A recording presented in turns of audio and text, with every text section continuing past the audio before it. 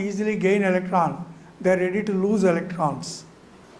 So the common trend, periodic trend, within a group, down the group, what should happen to the electron gain enthalpy?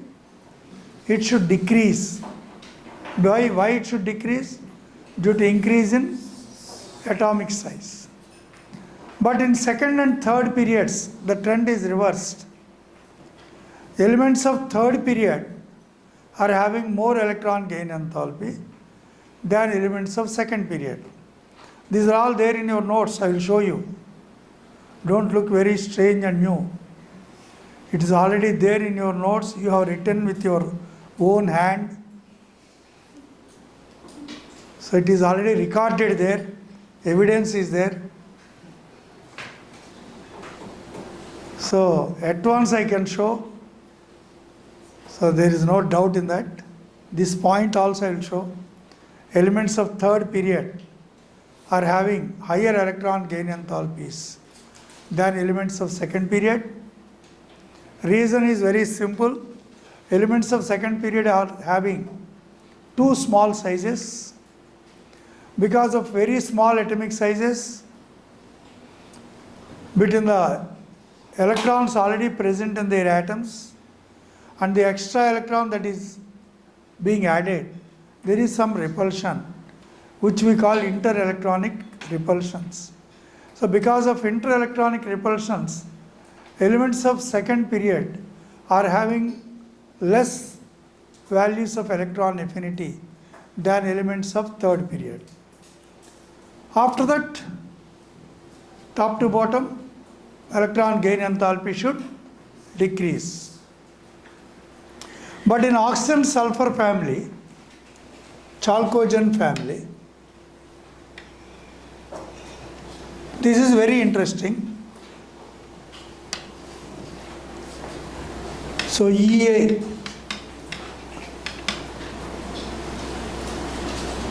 polonium greater than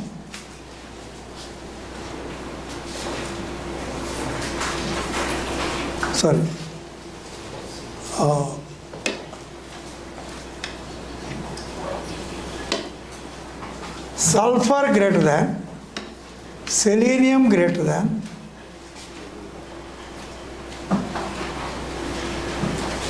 tellurium greater than polonium greater than oxygen. It's very interesting. If you have NCERT textbook, see the table and give the values also. In 16th group table, P block 16th group, 12th class volume 1, 12th class volume 1, P block 16th group,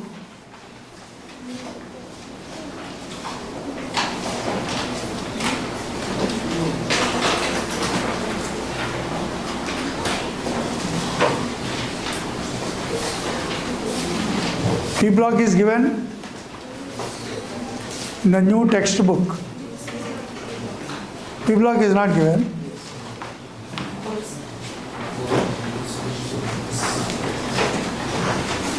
When the textbook, why they are deleting it is there in the NEET syllabus. Where do students prepare?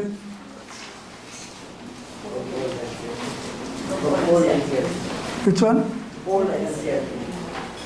No, old NCERT okay.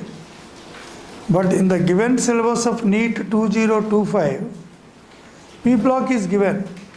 I verified with some more lecturers also. I am starting P block. Are you teaching in your colleges? Textbook it is not given. They said we are teaching. Very interesting for JEE Advanced, every chapter is there, including S block, hydrogen, states of matter. For JEE Advanced, nothing is deleted. Okay, in the old textbook, 16th group, in the beginning, there is a tabular form. Give the electron gain enthalpy values. They are given in the negative sign. Sulfur how much? minus 200 or 400? 200.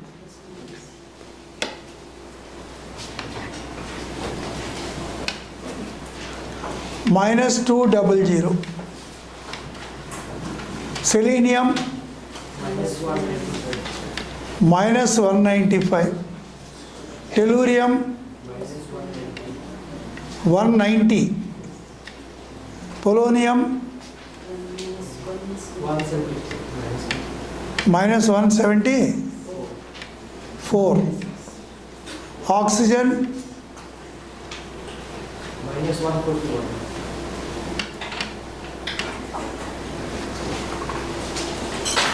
This is very interesting. So though oxygen we expect the highest, it is occupying the last position. Why negative sign? Because it is energy released. Whenever electron is added, what happened to the energy? Energy is released. When energy is released, the sign will be negative. So in 17th group, between fluorine and chlorine, due to very small atomic size of fluorine and due to interelectronic repulsions, its electron gain enthalpy is, okay, you give the values of 17th group also.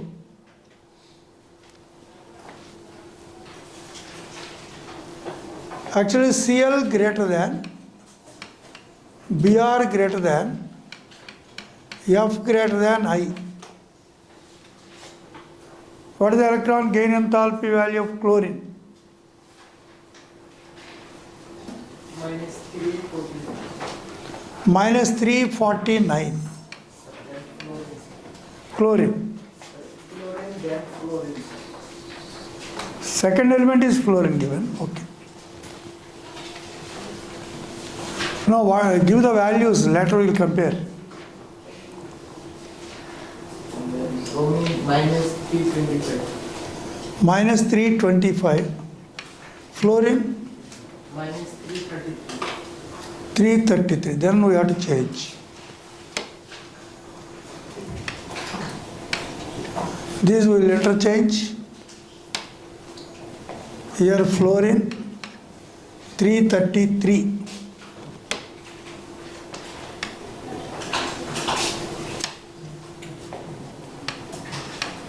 Next bromine minus 325. Iodine Minus 296.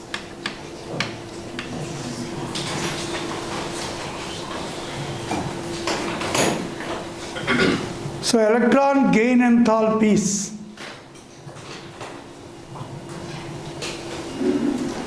Fluorine, chlorine reversed here. But in oxygen family, oxygen is gone to the last place. Next.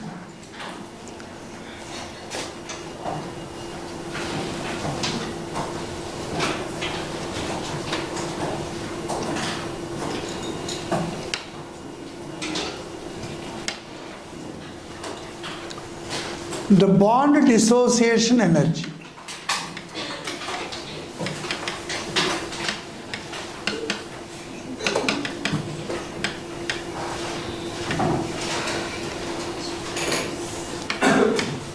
So E chlorine greater than bromine greater than fluorine greater than iodine.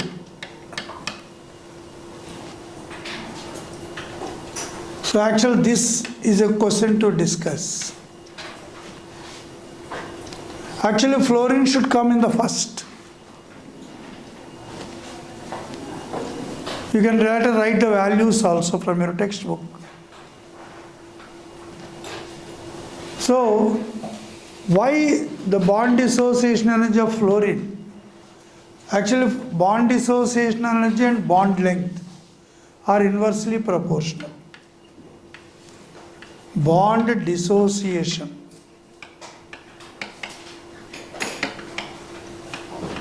Energy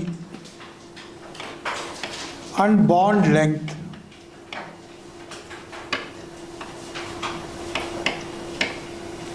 are inversely proportional. So fluorine bond length is less, chlorine bond length more, Br even bond length is more, iodine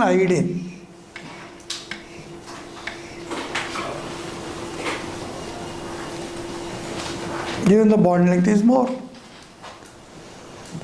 Means top to bottom, the size of atom increase and the bond length also increase. When bond length increase, bond dissociation energy must decrease. So iodine should be the least. That is clear. Iodine is the last. But who will be the highest expected value? Fluorine.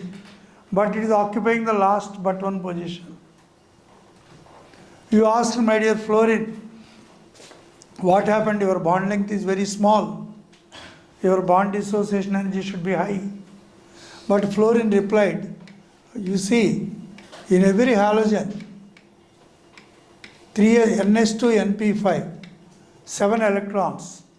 Out of 7, 1 is involved in bond formation. The remaining 6 will be in the form of 3 pairs.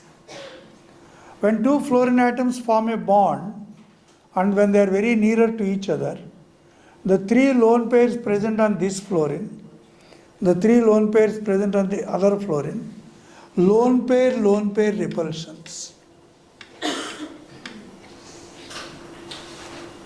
Because of lone pair repulsions, because fluorine atoms are very nearer to each other due to their small size. So because of these repulsions between the non-bonded pairs of electrons are lone pairs of electrons. Then you may ask me, these lone pairs are present on every halogen. They are present on bromine, they are present on iodine. On every halogen they are present.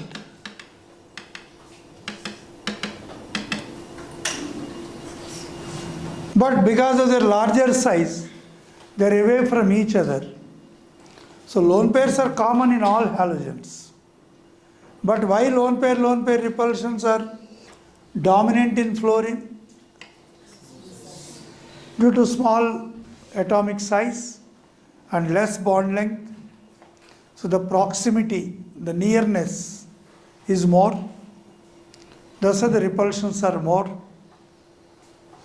So because of this reason, earlier we discussed one question, why fluorine is the most reactive element, a reactive non-metal in the periodic table. So why F2, fluorine, is the most reactive non-metal in the periodic table. So the answer is, 3 reasons are there. Number 1, due to small atomic size.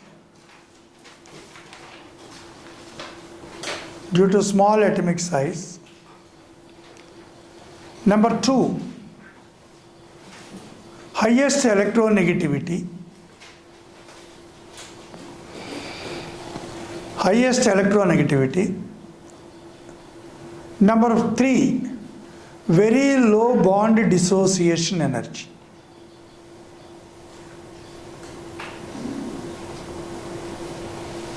Very low bond dissociation energy. So these 3 reasons, cumulatively these 3 reasons are responsible for the highest reactivity of fluorine. Fluorine, it is very difficult to handle.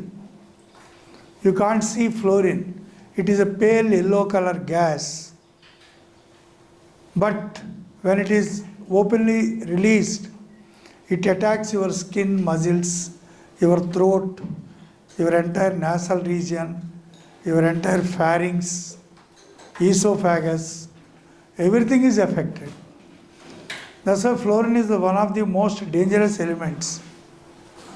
It should be kept under, should be stored in utmost cautious way.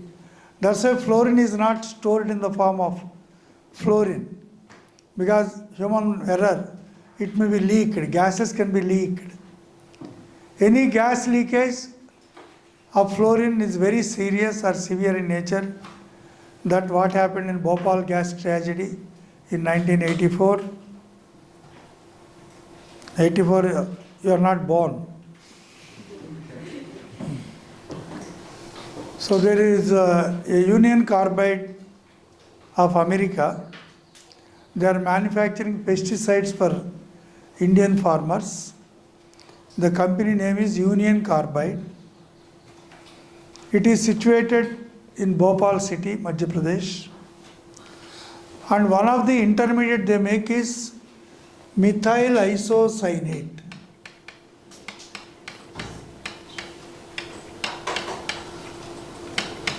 Methyl isocyanate, abbreviated as MIC. M stands for methyl, I stands for iso, C stands for cyanate, isocyanate, CH3NCO. This is stored in a big tank. It is one of the intermediate. Later it is converted into pesticide. So on the fateful day, there was a leakage in the tank, storage tank. This isocyanate is released into the atmosphere and is swept away by the air currents, wind direction. And the workers and nearby residents, they don't know. During night time, they inhaled this gas. The simplest precaution is, so whenever the Union Carbide advise the people, if you notice any different smell, keep a wet kerchief, close your nose and mouth with a wet kerchief. Isocyanate will be hydrolyzed and its poisonous nature is nullified. And they have not given that protocol also. So people simply inhaled. By morning, people died in large numbers, thousands. People who inhaled smaller quantities, they are suffering with a serious illness, so many disorders, complications. So immediately that was identified. So gas leakages are very dangerous. This is a live example where many thousand, I think more than 10,000 people died in Bhopal gas tragedy. This is a general knowledge question now. What is the gas released from Union Carbide factory of Bhopal? You have to say big gas. Methyl isocyanate. Similarly, fluorine, if it is leaked, we all get, our eyes will be burning, throat layer will be gone, mucus disturbed, you can't swallow the food, you will get severe bone injuries. That's why fluorine is not stored in the form of fluorine.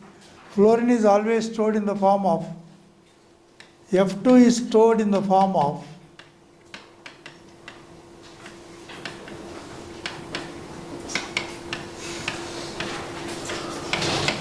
chlorine trifluoride, an interhalogen compound. Chlorine trifluoride.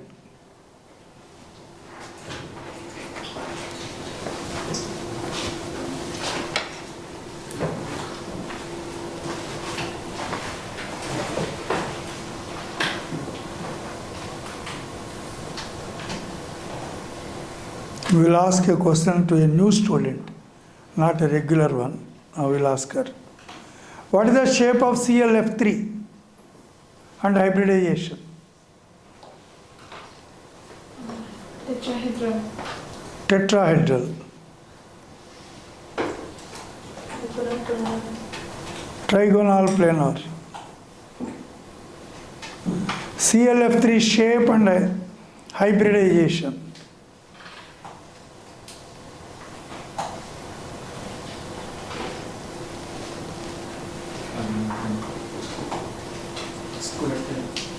Square planar. So you're all giving very horrible answers. Very horrible. So whatever I am telling repeatedly, you are missing that. There is no regular revision of the old syllabus. Refer the chemical bonding chapter. Here we have a big tabular form identifying number of lone pairs, bond pairs, total pairs, shape, expected shape, observed shape, all these. It is a T-shaped molecule, a bent T shape with sp3 dehybridization. ClF3 we already discussed. It is a bent T-shaped molecule with sp3 dehybridization. There are 3 bond pairs, 2 lone pairs. The 2 lone pairs occupy the equatorial positions. So all these we already discussed. So in which form usually fluorine is stored? It is not stored in the fluorine form, but in the form of a fluorine compound. What is that compound? ClF3, chlorine trifluoride, T shape.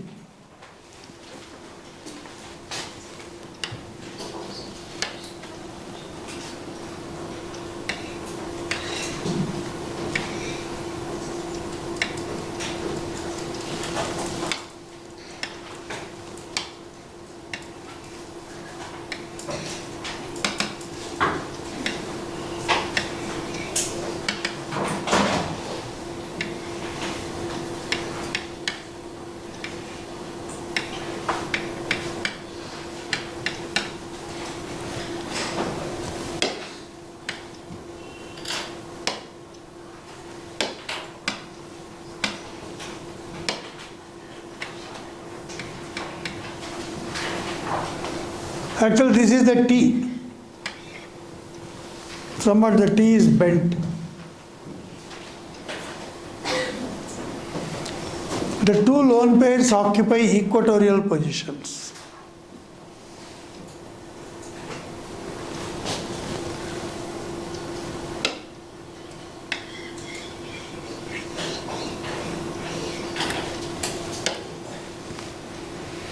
Now, oxidizing ability.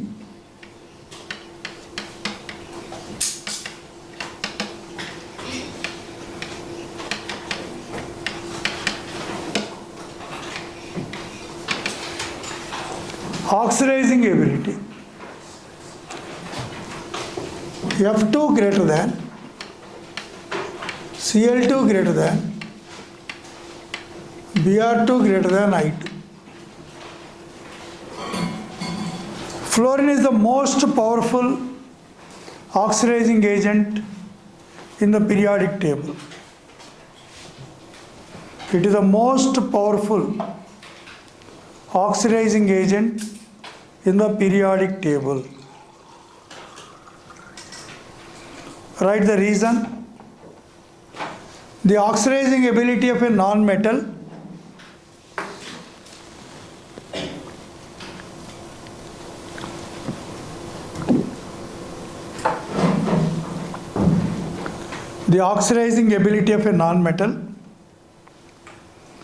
depends on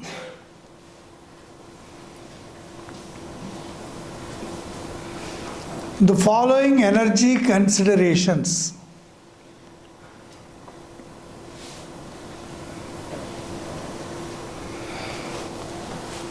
Following energy considerations.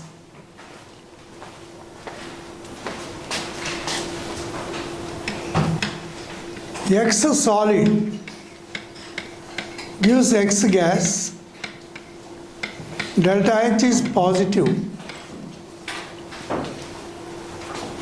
Enthalpy of sublimation.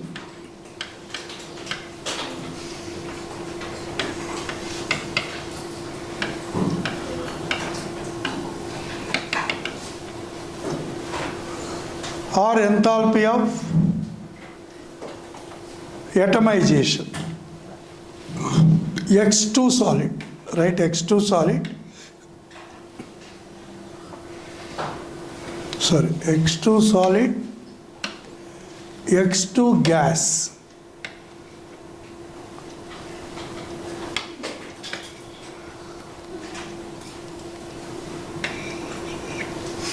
Again I write X2 solid gives X2 gas. This is the first energy factor. Now the second energy factor, X2 gas gives 2x gas.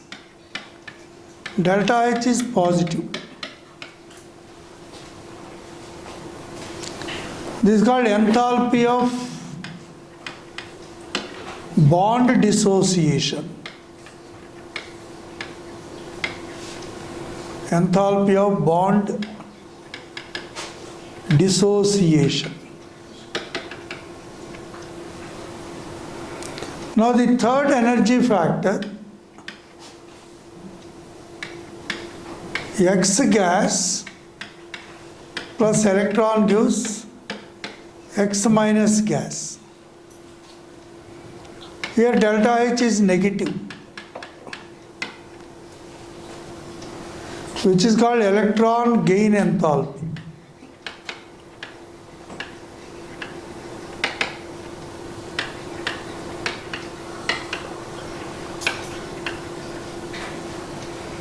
Now the last one, fourth one, X minus gas plus N molecules of water, X H2O N times,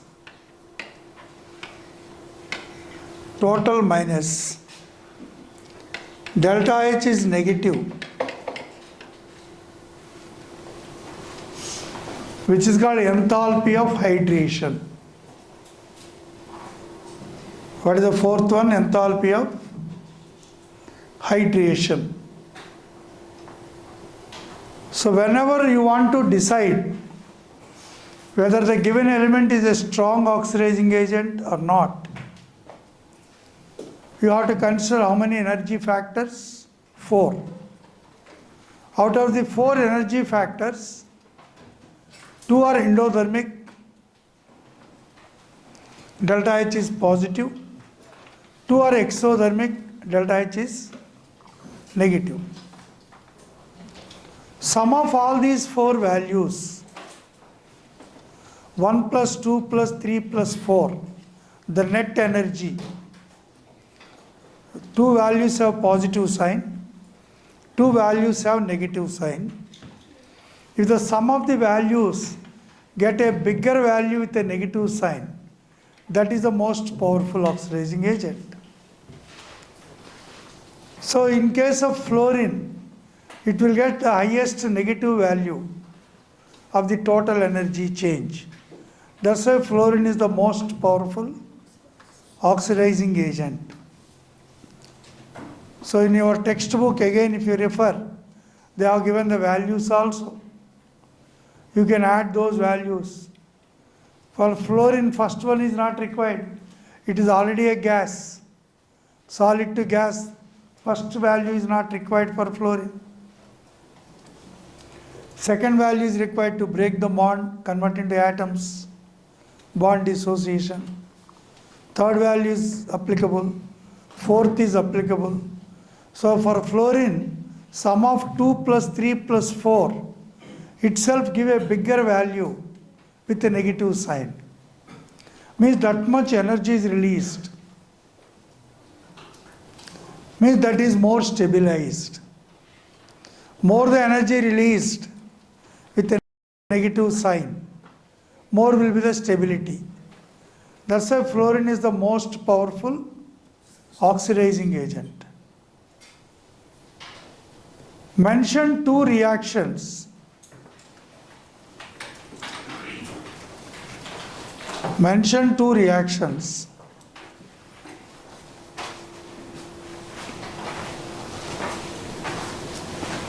in which fluorine acts as strong oxidizing agent.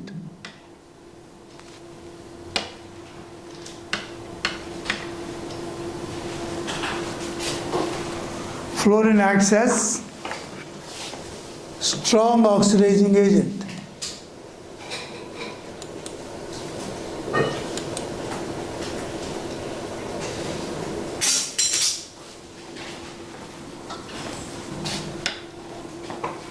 So H2O plus F2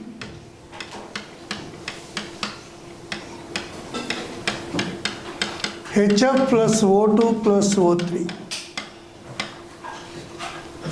5H2O 10HF 5F2. This is a reaction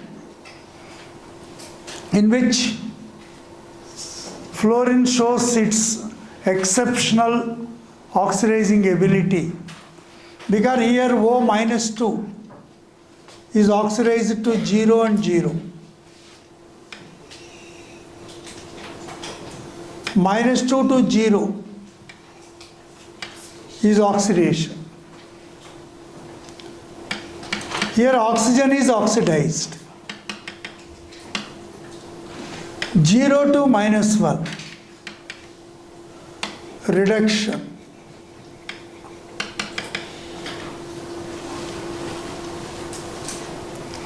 The one that is undergoing reduction acts as oxidizing agent. So here fluorine acts as oxidizing agent. Whom it is oxidizing? It is oxidizing the oxygen of water. From which state to which state? Minus 2 state to 0 state. So the other reaction, two reactions, NaHSO4 gives rise to Na2S2O8 plus HF.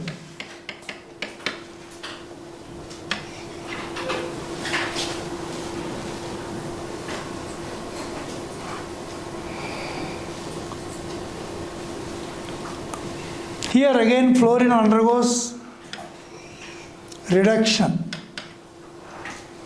Fluorine always undergoes reduction from which state to which state? 0 state to minus 1 state. Thereby it always acts as oxidizing agent.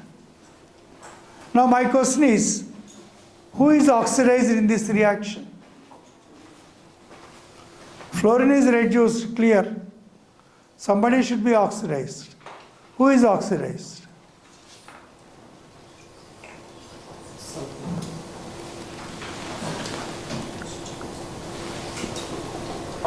My dear Ricky Ponting,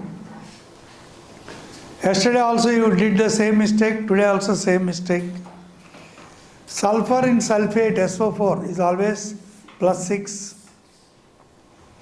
Right side also sulfur is plus 6. So sulfur is not oxidized. The O minus 2 state is oxidized to O minus 1 state. So in Na2S2O8,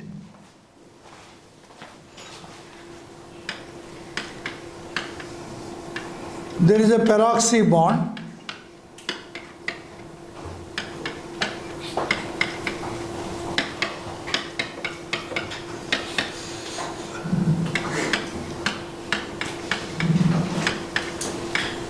This is Na2S2O8, sodium persulfate. These oxygens are minus 1. Here oxygen is minus 2. So minus 2 to minus 1. Minus 2 to minus 1 increase in oxidation number. So here oxygen is oxidized. Fluorine is the strongest oxidizing agent. Write an assertion, reason question. Write assertion. Fluorine always shows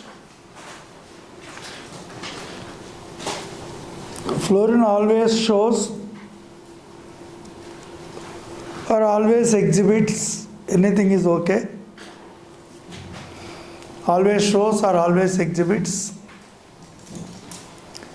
-1 oxidation state in its compounds.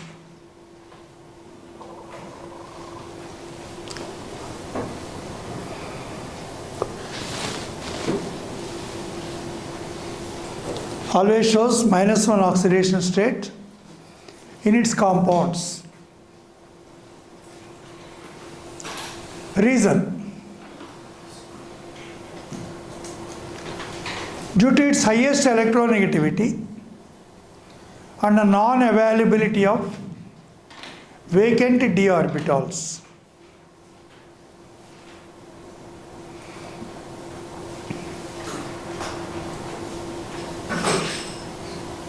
Due to its highest electronegativity and the non-availability of vacant d orbitals.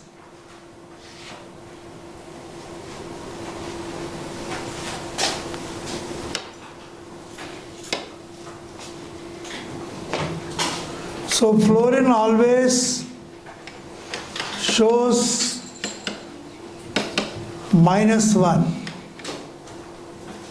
Chlorine shows -1, +1, +3, +5, +7. Bromine also shows all these.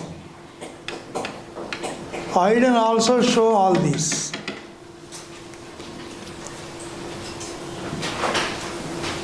Chlorine in HCl shows -1. But chlorine in HOCl, hypochlorous acid, shows +1. Because OH is -1, chlorine shows +1. This is called hypochlorous acid. It shows +5 in HClO3 or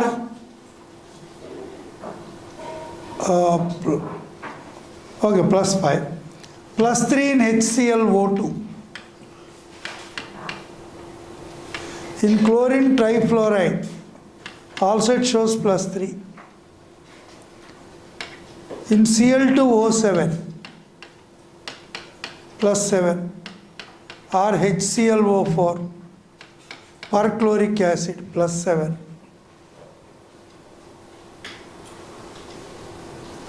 So among halogens, though most common oxidation state is -1, -1 is shown by all of them. But other than -1, the chlorine, bromine and iodine, they also show +1, +3, +5 and +7 also. Suppose in iodine, heptafluoride, IF7. Iodine shows +7.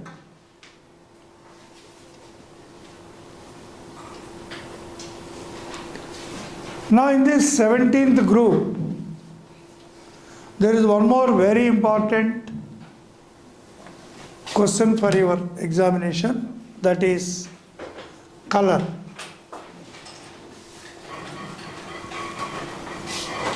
Color.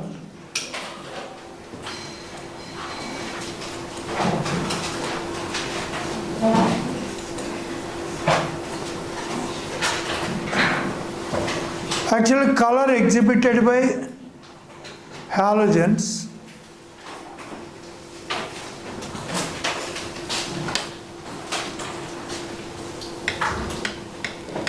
fluorine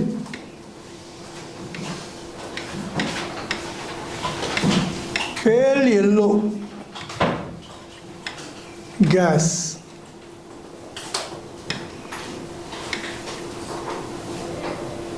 So light green.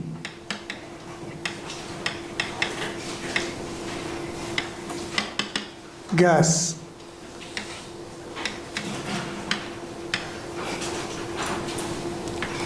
Reddish brown.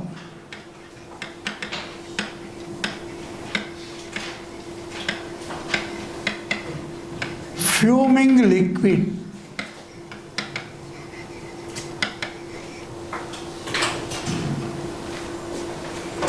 I2. Grayish black solid.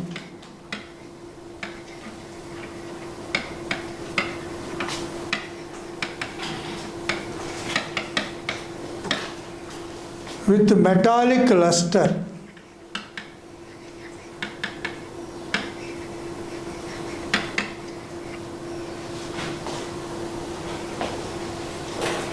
But the vapors of are but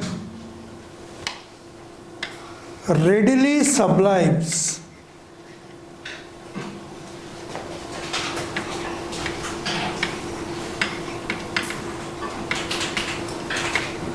Giving violet vapors.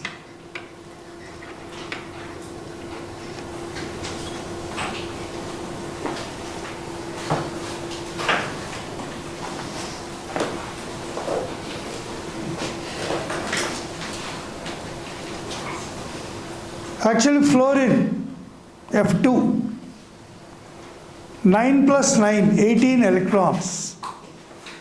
It has no unpaired electrons.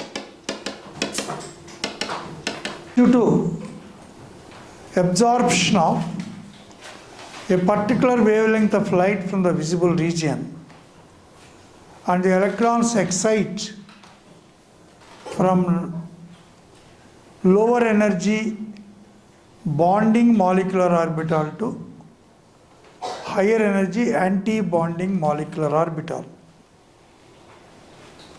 So what is the reason for color?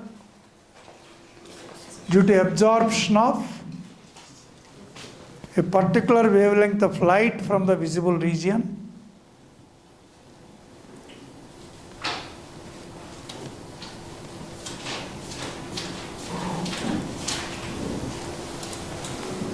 due to the absorption of a particular wavelength of light from the visible region, and the electrons excite from the lower energy BMO, from the lower energy BMO, bonding molecular orbitals,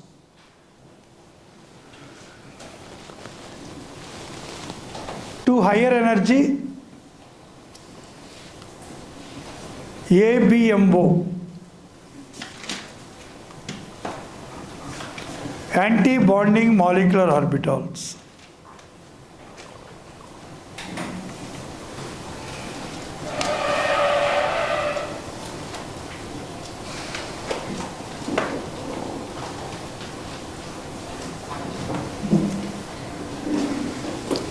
So among these, fluorine is very small molecule, so electrons are tightly held. So to excite the electrons of fluorine, the most energetic light of visible region is required. So what is the most energetic light of visible region? In VIBGR, what is the most energetic light? Violet light, that is having the lowest wavelength, means highest frequency, highest energy. So fluorine molecule absorb violet light to excite its electrons from lower energy bonding molecular orbital to higher energy anti-bonding molecular orbital. So when violet light is absorbed by F2, not atoms, F2 molecule. When violet light from the VIBGR is absorbed, out of 7 wavelengths of VIBGR, 1 wavelength is absorbed by fluorine. The remaining 6 wavelengths appear in the form of pale yellow color. That's why fluorine is pale yellow gas. So in the NCERT textbook, this is also given, this is also asked in the main exam also. Fluorine absorbs which color light in the visible region? They asked this question.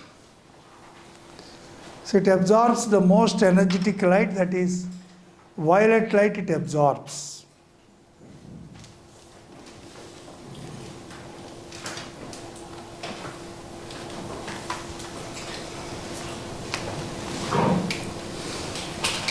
Fluorine absorbs the violet light of the visible region, VIBGR, to get its electrons excited.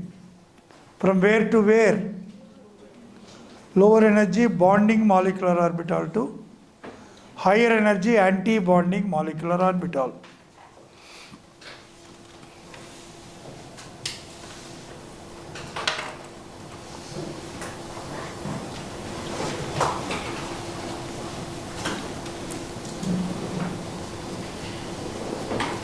In the earlier groups, though we have studied about allotropes, we have not studied about color because that factor is not there.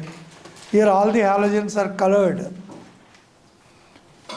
Whereas in the previous group, oxygen is not colored. It is a colorless gas. But oxygen will liquefy, appears pale blue color. Liquid oxygen is pale blue in color. But in the normal gaseous state, it is a colorless gas.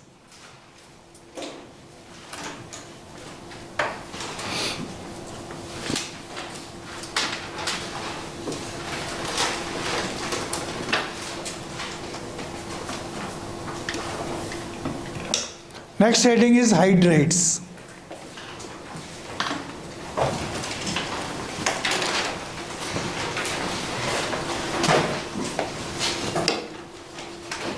Now in hydrates,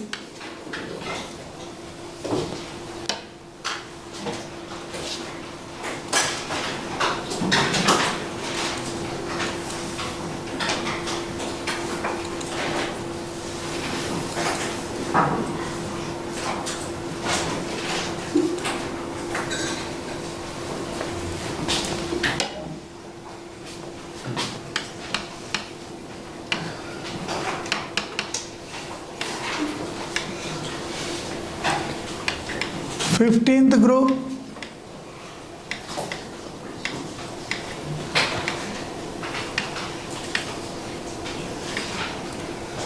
sixteenth group, 17th group. Students should make this comparison. In 15th group, MH3 type. In 16th group, H2X type. In 17th group, HX type.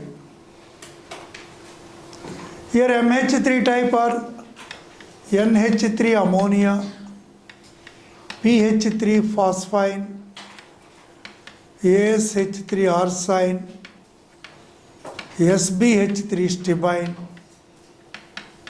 BiH3 bismuthine. In 16th group, it is H2O, H2S,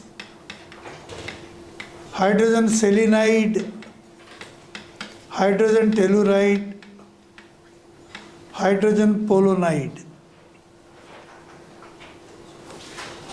Here HX type, HF, HCl, HBr, HI.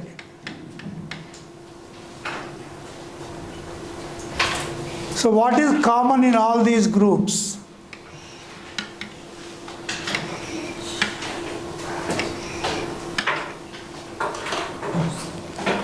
Top to bottom, thermal stability decreases. That is common for all the groups. Top to bottom, thermal stability decreases due to decrease in bond strength. In 15th group, the most stable hydrate is ammonia. In 16th group, the most stable hydrate is water. Of course, it is a liquid at room temperature.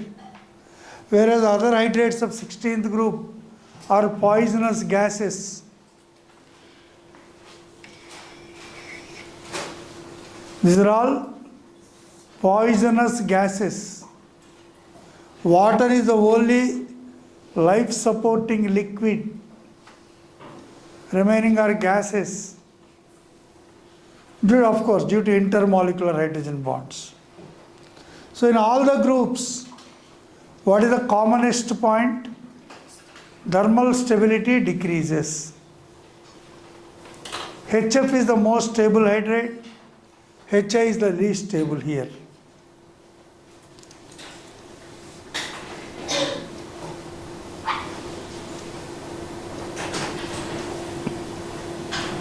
Now in 16th and 17th, one more common phenomena we can discuss. They are all Bronsted acids. So Bronsted acidic strength decreases. Bronsted acidic strength.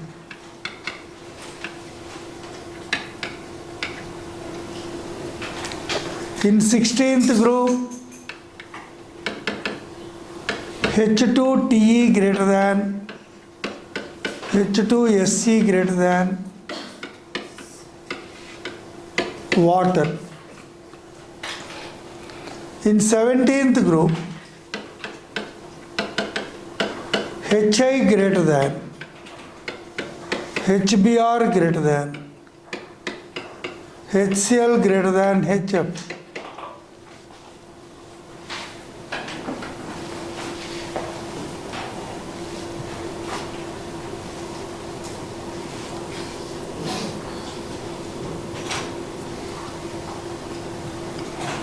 Why the Bronsted acidic strength decrease in this order?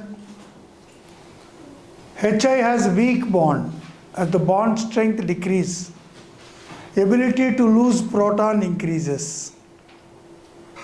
Why Hi is the strongest acid in 17th group? Because Hi bond is weak. Thus H plus can be easily released or donated. Reducing ability in all the three groups, increase top to bottom. Reducing ability.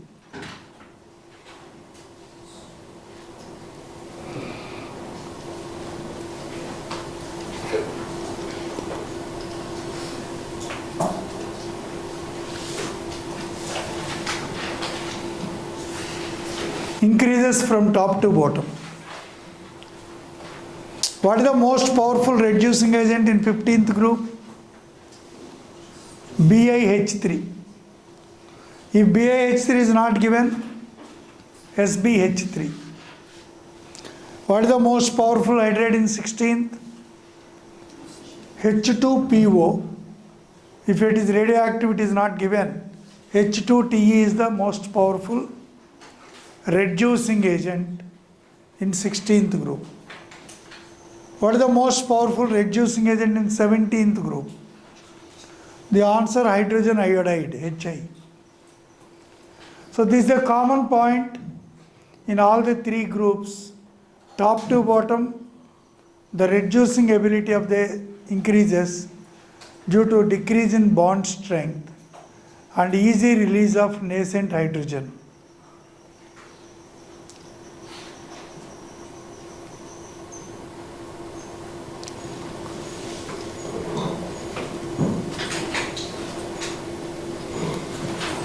Now boiling point is one more common point. First hydrate to second hydrate, boiling point decrease, later boiling point increase.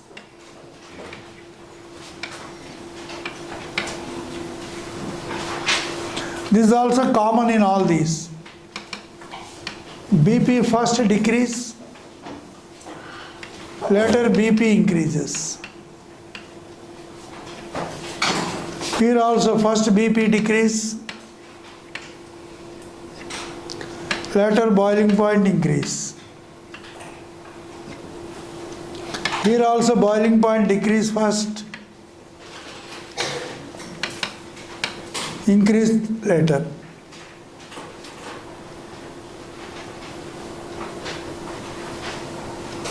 So in all these three groups, the second hydride,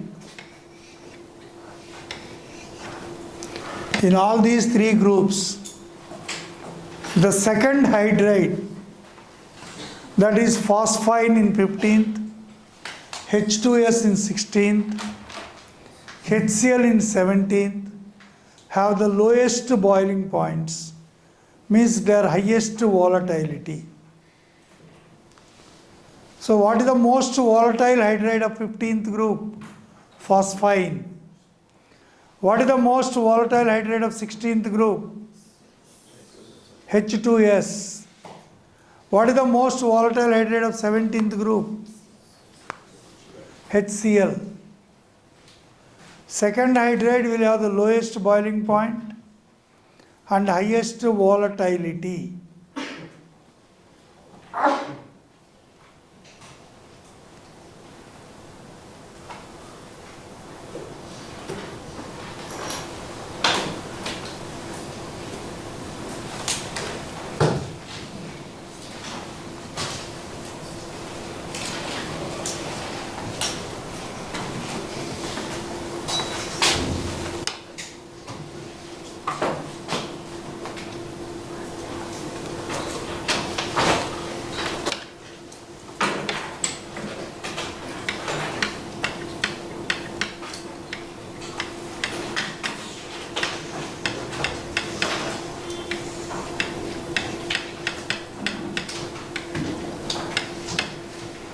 Thermal stability.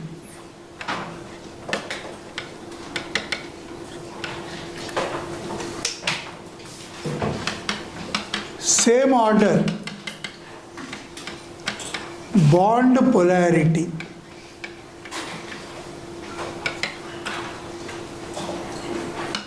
Same will be the order for mu, dipole moment.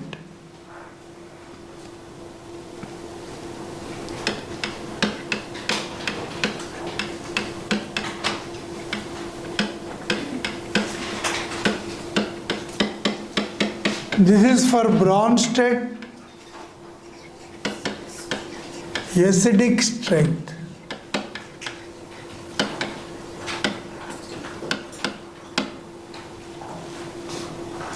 This is for reducing ability. Same order.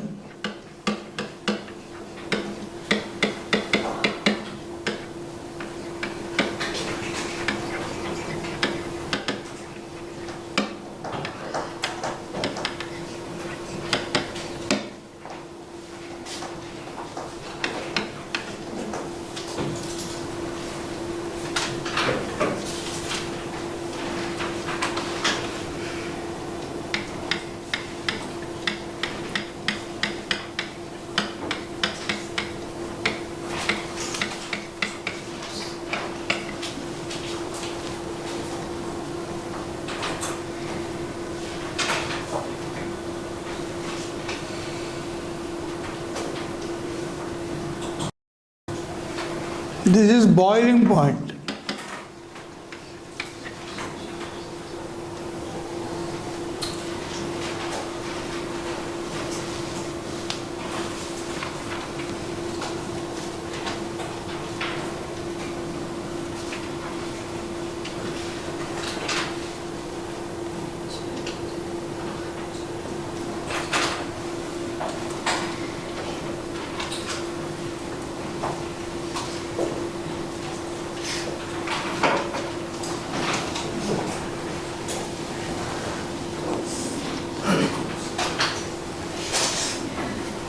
or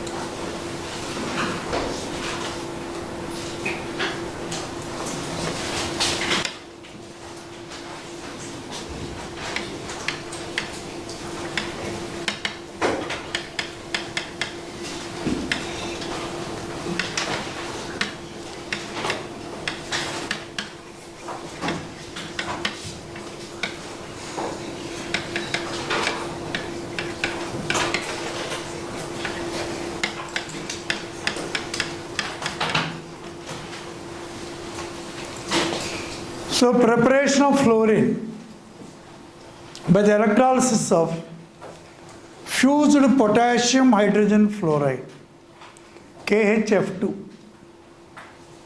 potassium hydrogen fluoride. So this KHF2 breaks into KF plus HF.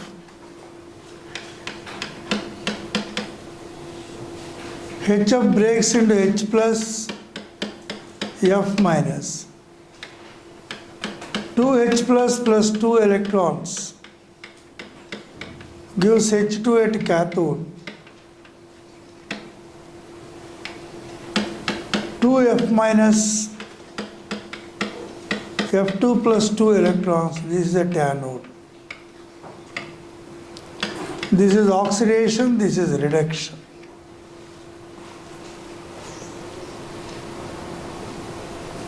So this is the principle involved in either Moissan's method or Dennis method or Whitlaw-Gray method. First fluorine is prepared by Moissan, a French chemist.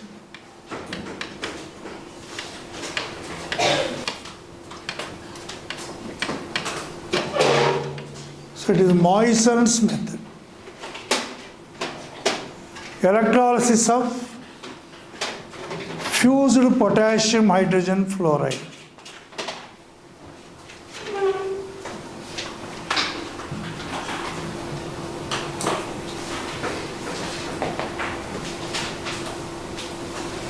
Now, preparation of chlorine.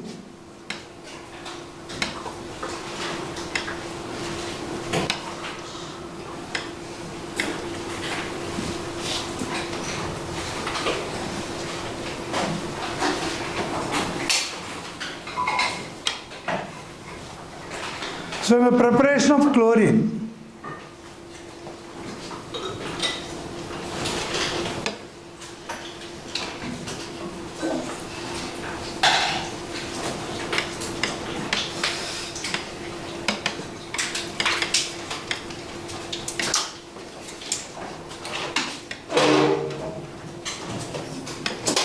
you have laboratory methods.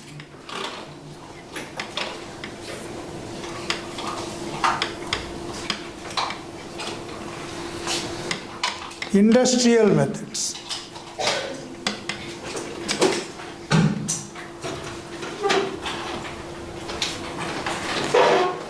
In the laboratory methods,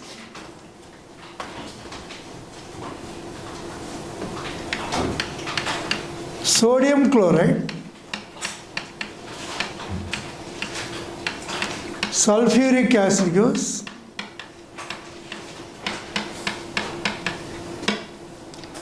now this HCl react with manganese dioxide to form MnCl2 plus Cl2 plus H2O. So 2H2O, 4HCl. If you want to add these two half reactions, first reaction is multiplied with 4. 4HCl cancels.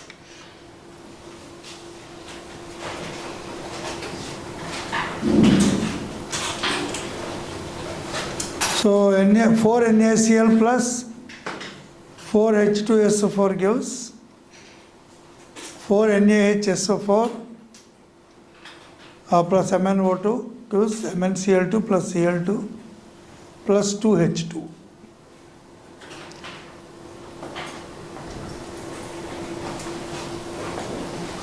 This is very important because it is also there in your qualitative analysis. So double tick it. We'll study in qualitative analysis also.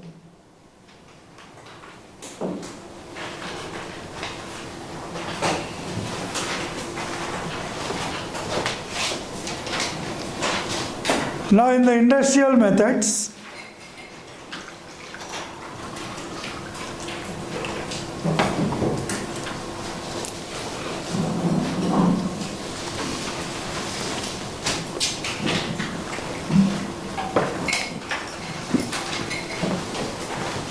we have two methods industrial.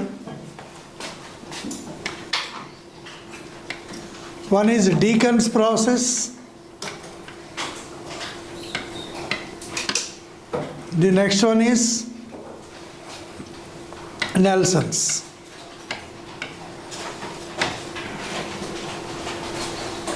In Deacon's process, HCl is oxidized in air. It is called aerial oxidation of HCl.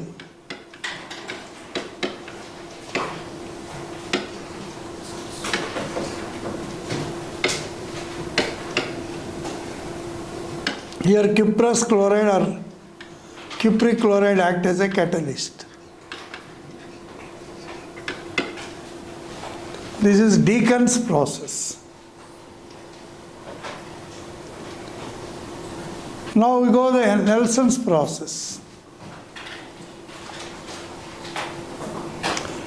So Nelson's process is electrolysis of brine solution. Electrolysis of brine. What is brine? NaCl plus water. Brine is nothing but NaCl plus water.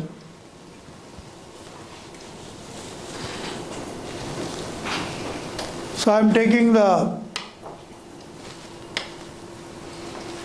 NaCl plus water. This is called a brine.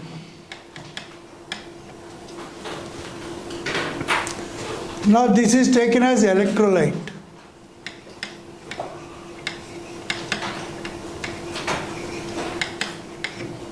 Here the reactions in the electrolytic cell are 2Cl minus becomes Cl2 plus 2 electrons at anode. This is oxidation, anodic oxidation. So H2O, 2H2O plus 2 electrons. This is cathodic reduction, and Na plus plus OH minus gives NaOH. Two reactions occur at cathode.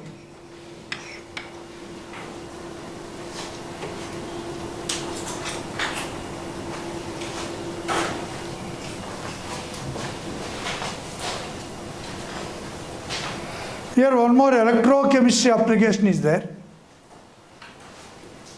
When Cl minus is oxidized at anode, Na plus is not reduced at cathode. In the place of Na plus, who is undergoing reduction? Water molecules are undergoing reduction. Addition of electrons is reduction. So write that point.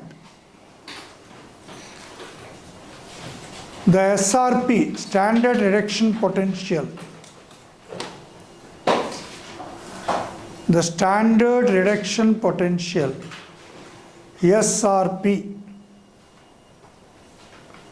of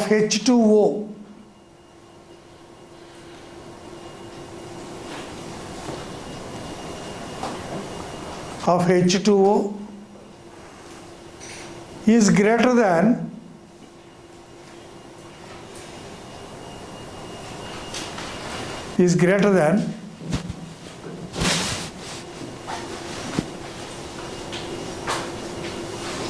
Na plus,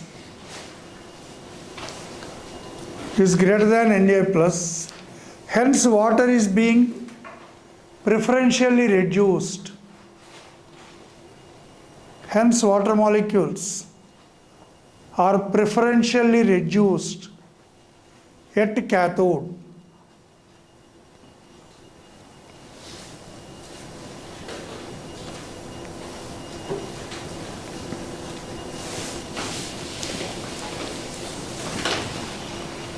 So if you look at the notes, once again I repeat, in the industrial preparation of chlorine, you have both Deacon's process and Nelson's process.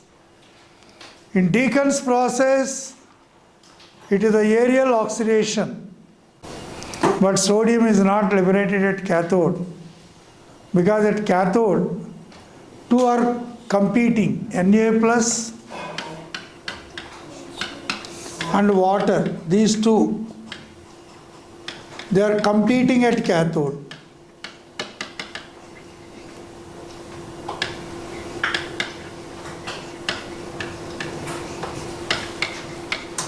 To undergo reduction.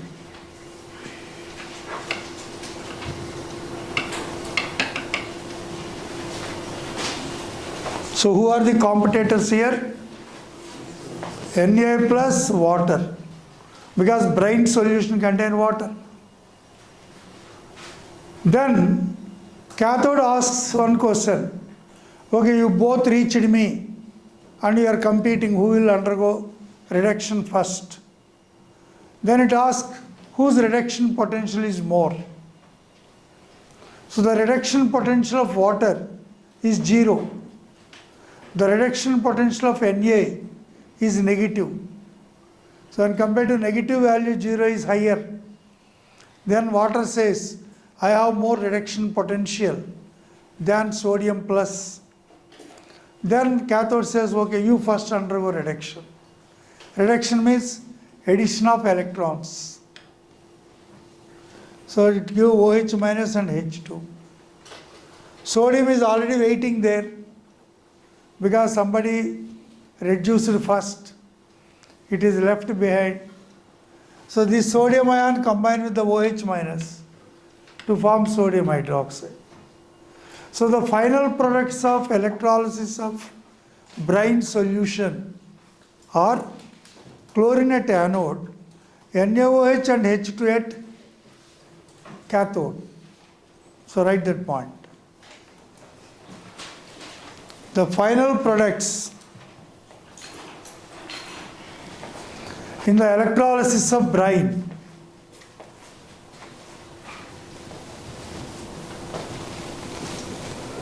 the final products in the electrolysis of brine are Cl2, chlorine at anode, NaOH and H2,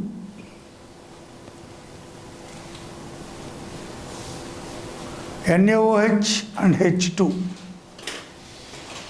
at cathode.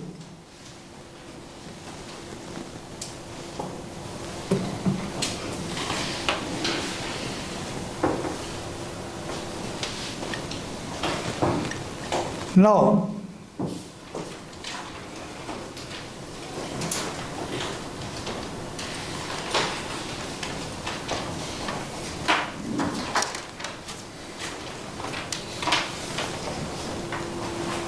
in the general properties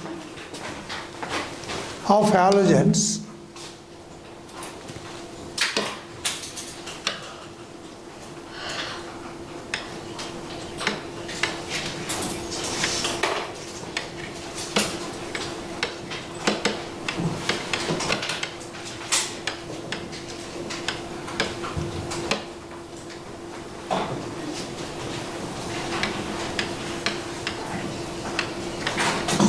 reaction with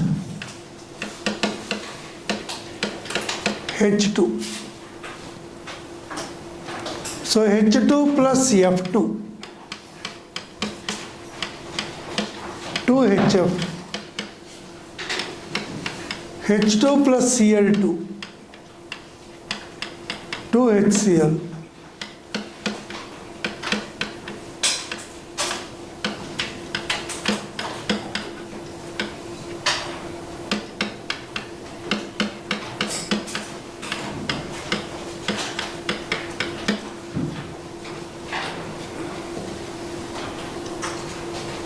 This is explosive reaction.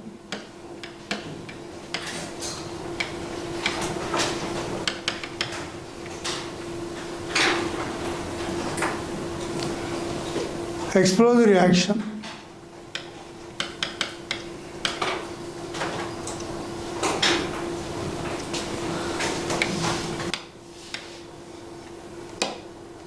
Even in the dark means light energy is also not required. But H2 plus Cl2 to give HCl occurs in the presence of light.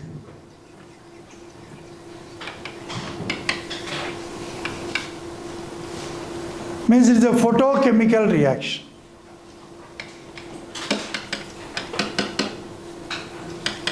In the presence of heat.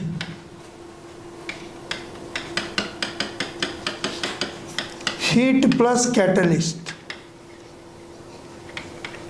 Platinum catalyst. Means from this what you understand? The rate of reaction of halogens with hydrogen decreases down the group. The first halogen, fluorine reacts very fast. Even in the darkness also, it is an explosive reaction. But chlorine-hydrogen reaction occurs in the presence of light. It is a photochemical reaction. With bromine, you require light and heat. In case of iodine, you require light, heat and catalyst also. Now the second one, most important.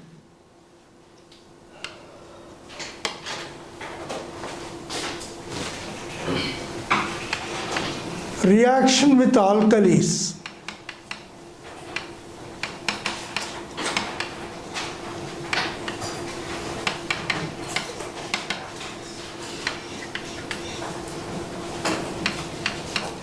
When fluorine reacts with NaOH,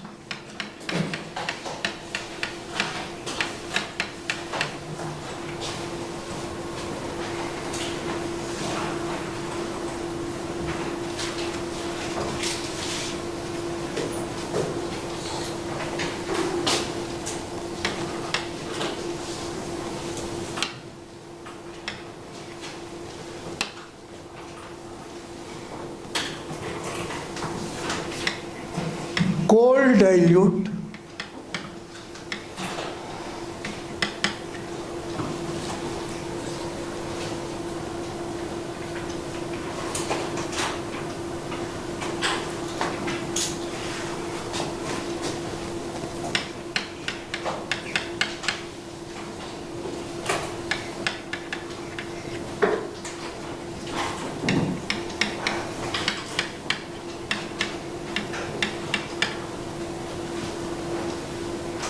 hot concentrated.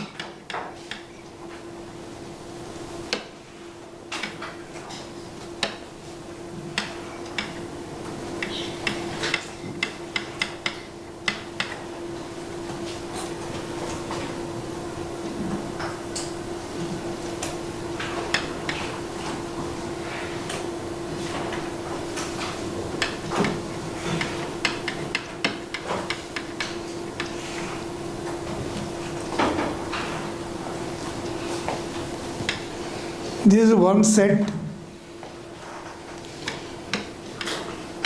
X2 plus NaOH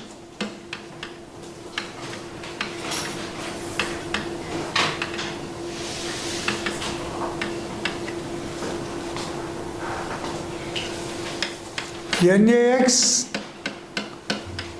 plus NaOX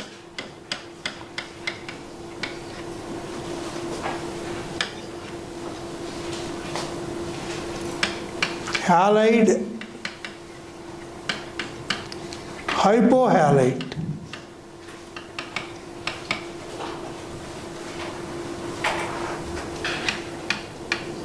X2 plus NaOH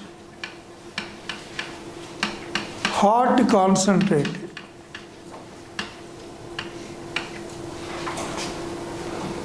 NaX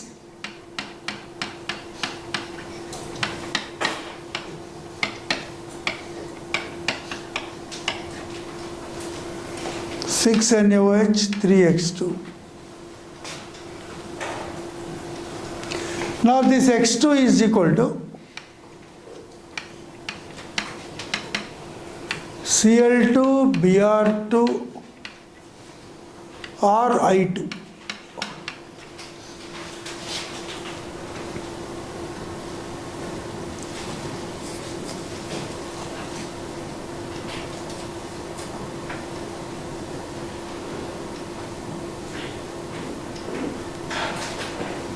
I think we already discussed these two. This is called halide and halide.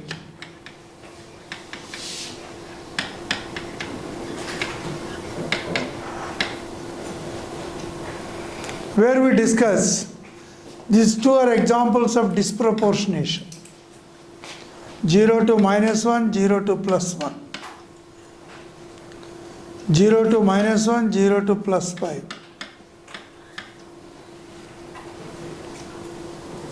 So the last two, they're examples of disproportionation. So 0 to -1 reduction, 0 to +5 oxidation. If the same element undergoes both oxidation and reduction, we call it as disproportionation. But as I said already, fluorine always undergoes reduction. It never undergoes oxidation.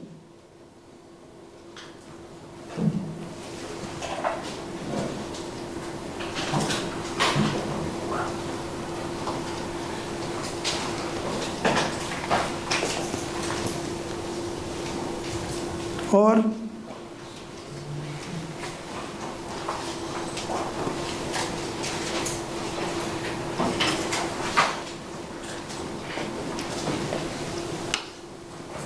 next, write the heading, reaction with water.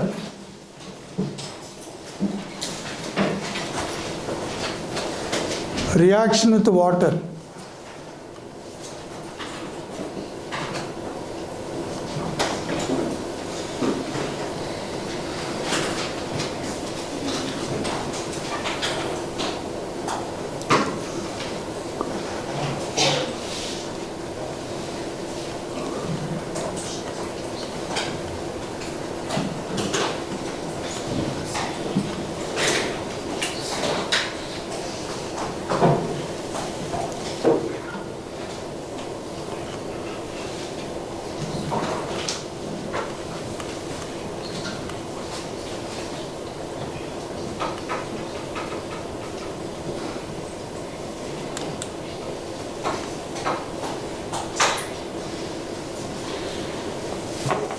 Already fluorine reaction with water we discussed just now. F2 plus H2O gives rise to HF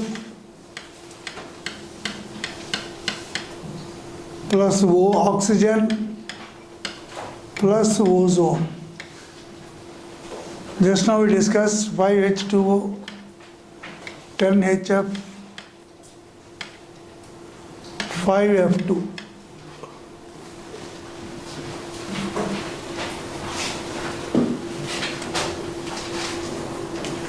But chlorine reaction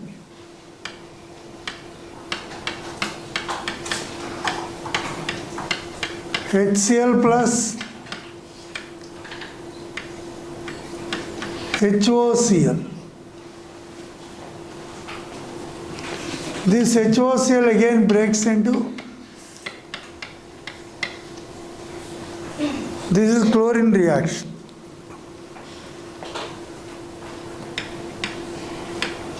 Bromine reaction,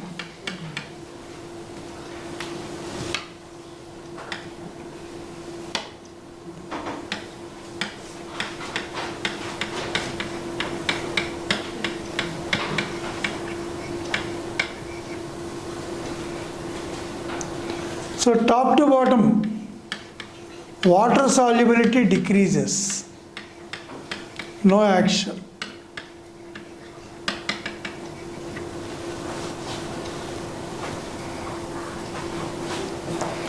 Top to bottom water solubility decreases and iodine become insoluble. Here write a note. The solubility of iodine in water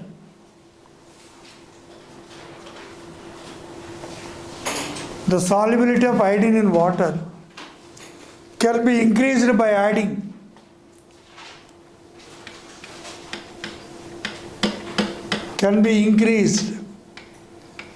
adding potassium iodide, which forms a water soluble compound.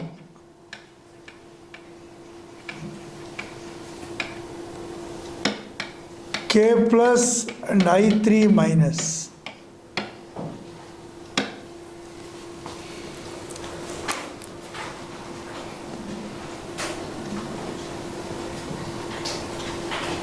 The solubility of iodine in water can be increased by adding potassium iodide, which forms Ki3, a compound, a water soluble compound, which breaks into K plus I3 minus.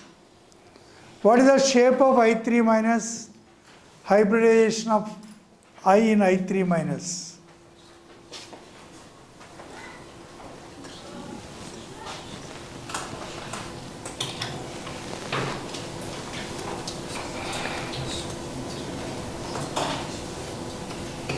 The shape of I3 minus ion.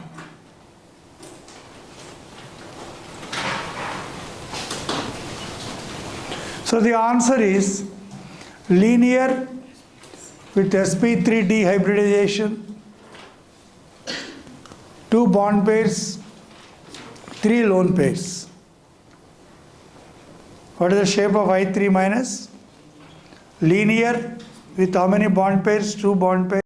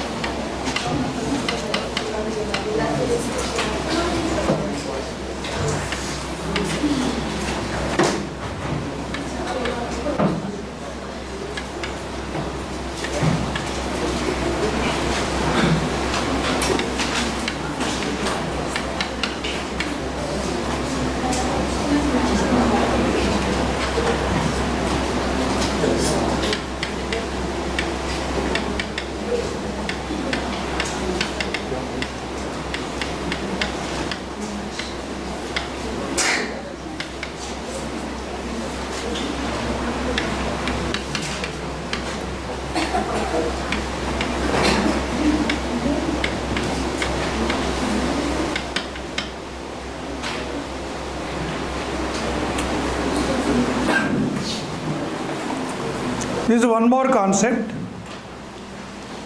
3 parts of concentrated HCl, 1 part of concentrated HNO3 is called aqua regia. This aqua regia is so powerful that noble metals, means very unreactive metals like gold and platinum. Why gold and platinum are used in jewelry purpose?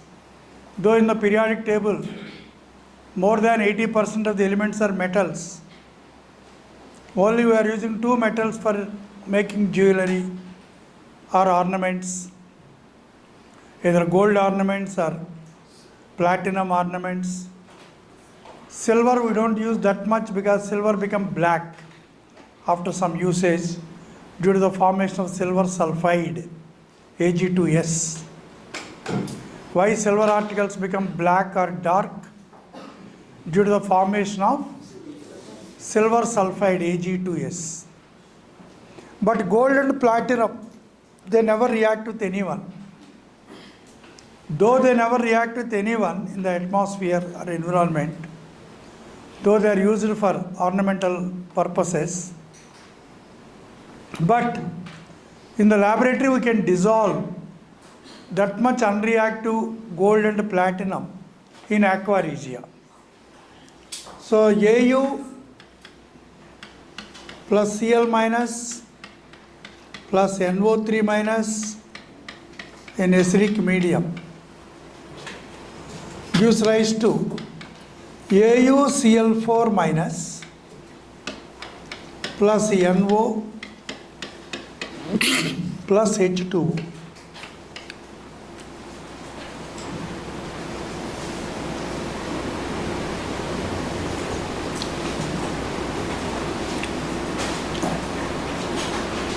This you have to balance. Similarly, Pt, platinum, plus Cl minus plus NO3 minus plus H plus gives rise to PtCl6, 2 minus plus NO plus H2. Your task is balance. Balance with the charges also. Not now. It is a task given to you. So the question they ask you, when gold is dissolved in aqua regia, the species formed is AuCl4 minus tetrachloro R8 3 ion. Iron is, gold is in plus 3 state. Tetrachloro R8 3 ion.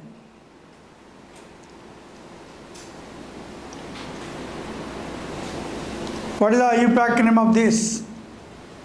PtCl62 minus hexachloro or chlorido. The modern NCERT book saying instead of chloro, chlorido. Hexachlorido, platinate 4.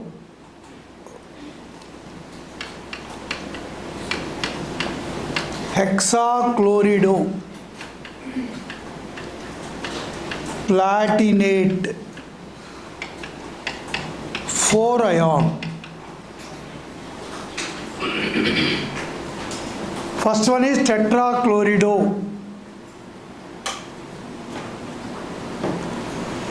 So these are the 2 soluble compounds formed when gold or platinum dissolved in aqua regia.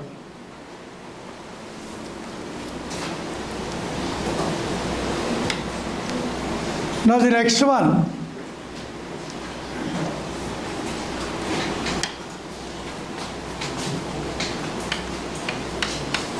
Oxides of chlorine. Oxides of chlorine.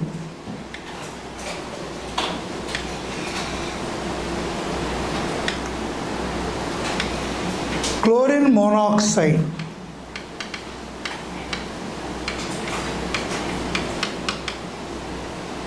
Cl2O with chlorine plus 1.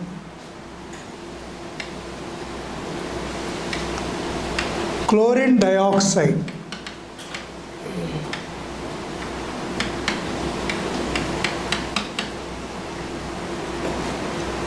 ClO2 plus 4.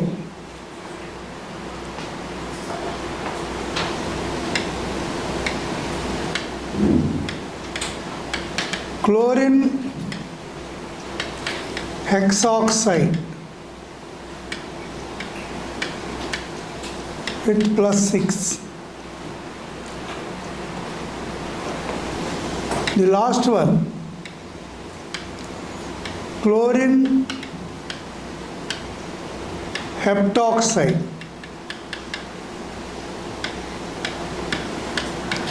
with plus 7. Now when it is dissolved in water,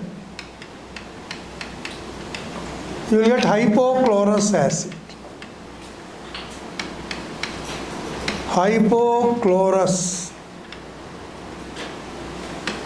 acid.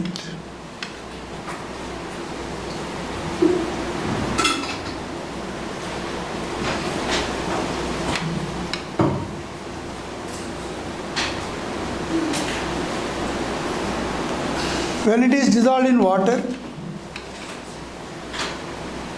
you will get both chlorous acid and chloric acid.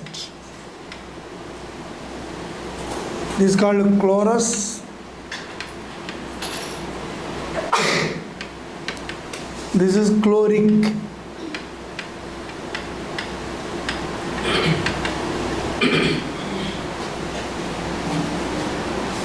Whenever a particular oxide dissolved in water form two oxyacids, we call that oxide as mixed anhydride. So here it is a mixed anhydride. Why it is called mixed anhydride? Because it is forming two oxyacids. Or from these two, if you remove one water, you will get the one. Reverse is anhydride formation. What is the anhydride of hypochlorous acid? Cl2O. Reverse. Reverse reaction is anhydride formation.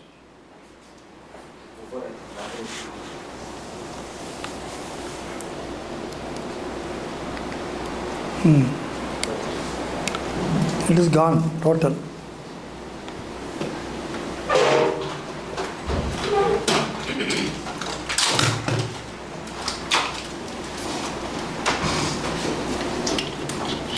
Every week one set is consumed. Actually this Ahuja is a Chinese company, not Indian company.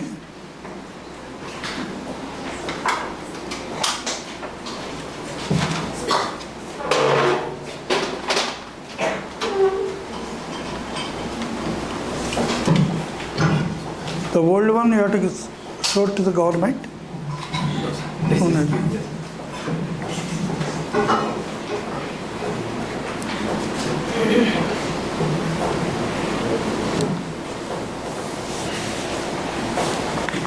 So what is the mixed anhydride? In the 17th group, chlorine dioxide is one of the mixed anhydride. Of course, this is also a mixed anhydride.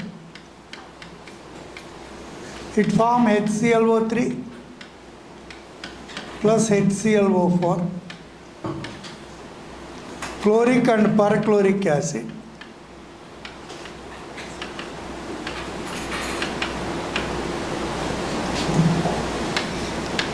This, when dissolved in water, it only forms perchloric acid.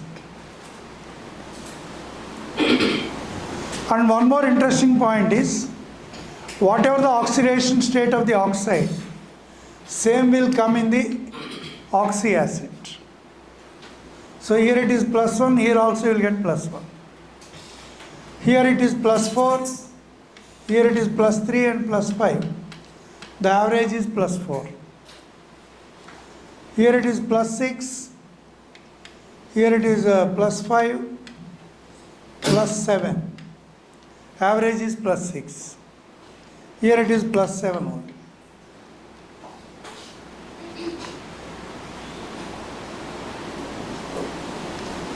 So there are two mixed anhydrides. So mixed anhydrides of 17th group. What are the two mixed anhydrides of 17th group? ClO2 and Cl2O6. Why they are called mixed anhydrides? Because they are forming two different oxo acids. The mixed anhydride of 15th group, please write. The mixed anhydride of 15th group.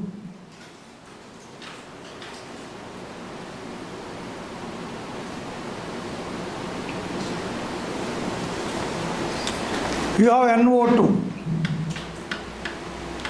NO2 plus H2O gives HNO2 plus HNO3.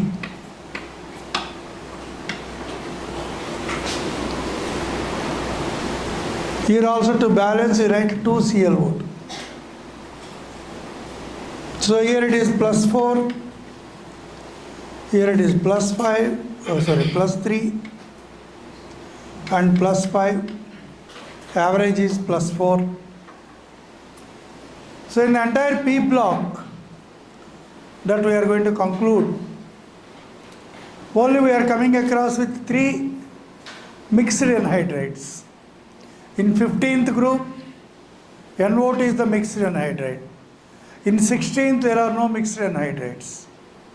In 17th, you have 2 mixed anhydrides, ClO2 and Cl2O6. In 18th, we don't have. In 13th and 14th also, no mixed anhydrides. So total in the entire P block, only how many mixed anhydrides? 3. What are those? NO2 in 15th group, ClO2 and Cl2O6 in 17th group. Again in the entire P block from 13th to 18th, if you sum up the neutral oxides, only in the 13th group you don't have any neutral oxide. 14th you have one carbon monoxide, one neutral oxide. In 15th you have N2O and NO, 2 neutral oxides. So in the entire P block, only 3 neutral oxides. What are those? CO within bracket 14th group, N2O and NO of the 15th group.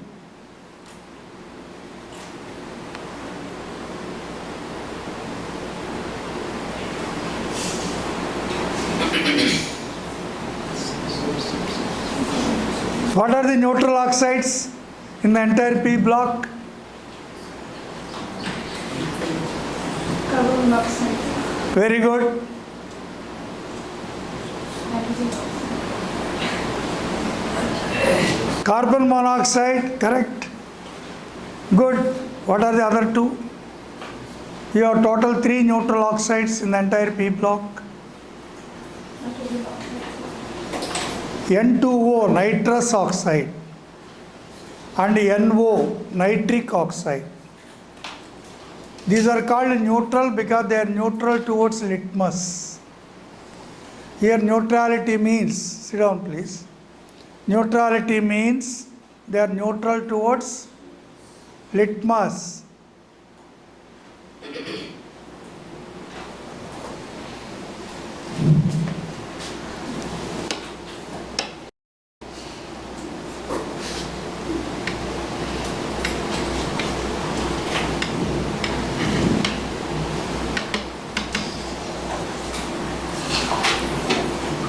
Now look at chlorine monoxide.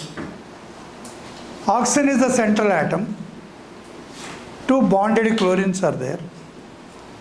Suppose in the place of two bonded chlorines, if two hydrogens are there, it is water. Just like water is a bent-shaped molecule, or angular molecule, or V-shaped molecule, Cl2O is also V-shaped. In water, oxygen is sp3 hybridized. Here also oxygen is sp3 hybridized. Two bond pairs, two lone pairs. Correct?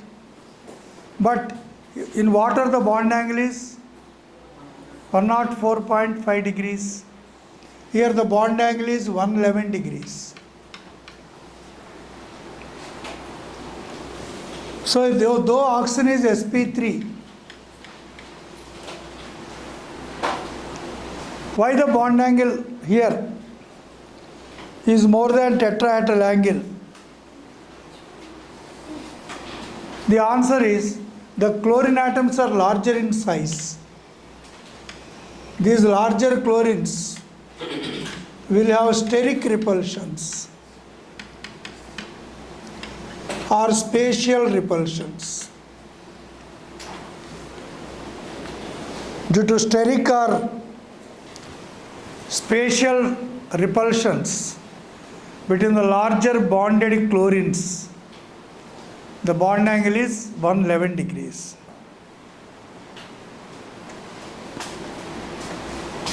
If you go to ClO2, ClO2 has this type of structure.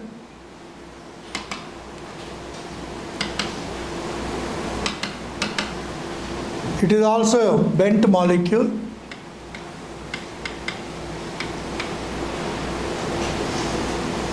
With a odd electron bond.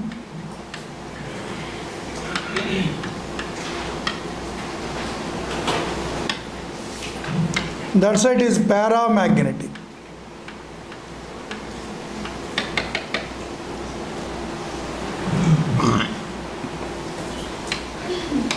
Cl2O6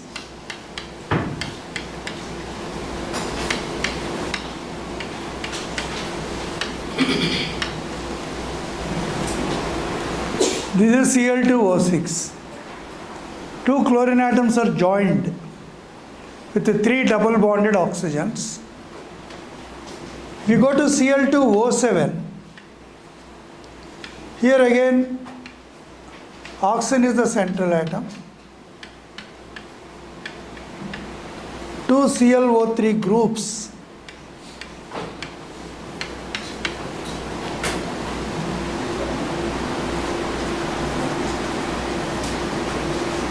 Here even larger groups cause more steric repulsion. Though oxygen is sp3, the expected bond angle is 109 degrees 28 minutes. But due to steric repulsions of the two ClO3 groups, it almost reaches to, I think, 119 degrees.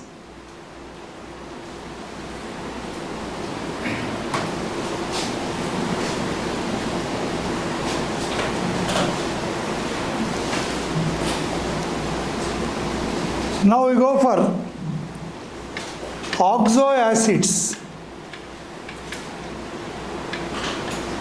of chlorine. This is our next point.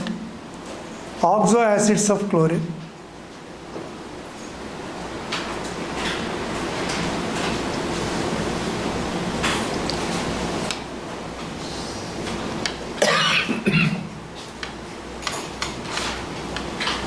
So in the oxo acids of chlorine,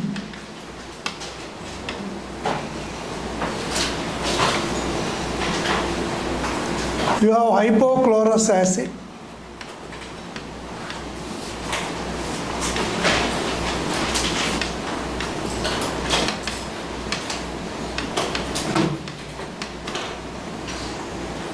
with chlorine plus 1 state.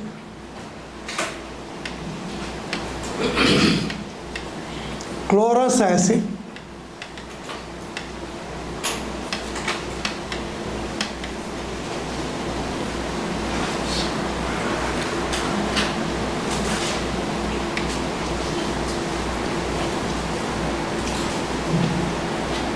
HClO2.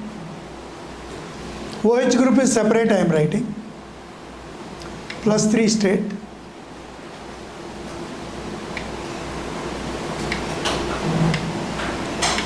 Chloric acid.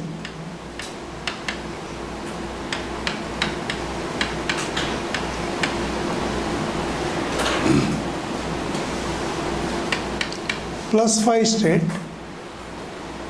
Here you can write HClO3. This is HClO2. This is HOCl. Like that also you can write. Now the next one is perchloric acid.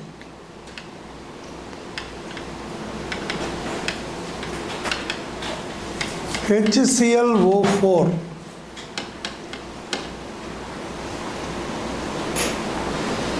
Perchloric acid is the only per acid without peroxy bond. Generally, whenever the prefix is per, we assume that there is a peroxy bond. So perchloric acid is the only oxo acid in our entire syllabus without peroxy bond. So if we write the structure of HOCl,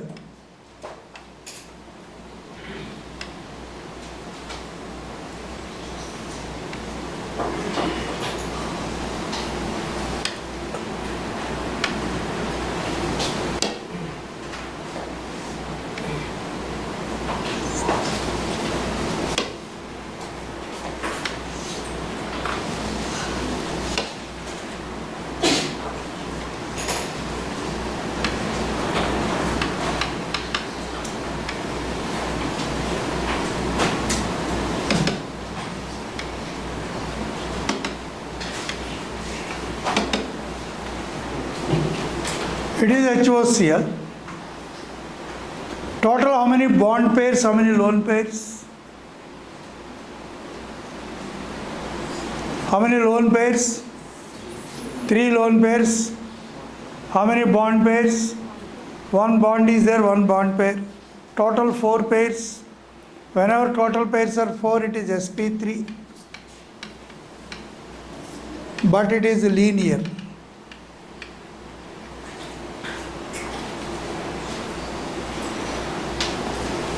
If you take this one, HClO2, again I am writing a tetrahedron. Cl is the central atom.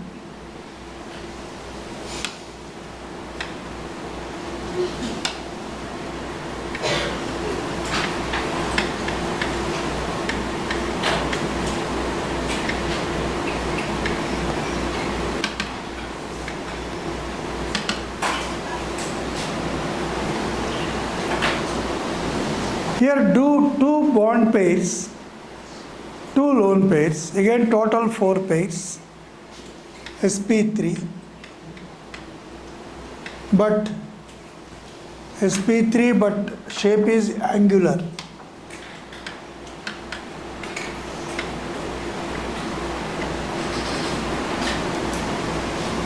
Now if you come to HClO3, chloric acid, again I am writing a tetrahedron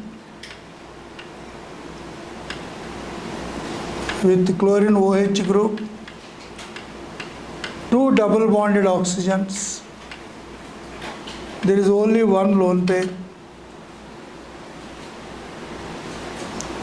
So 3 bond pairs, 3 bonded atoms.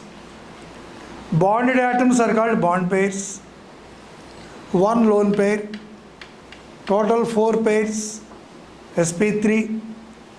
But 3 bond pairs, 1 lone pair. It is a brother of ammonia, pyramidal shape.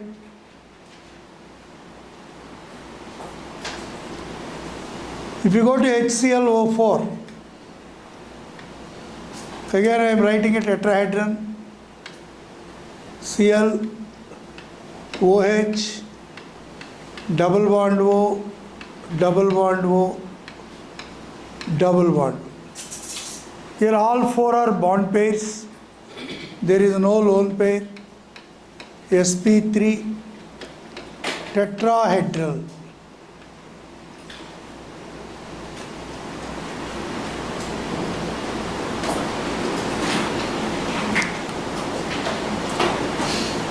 Now if you take their oxo anions, here I change my heading.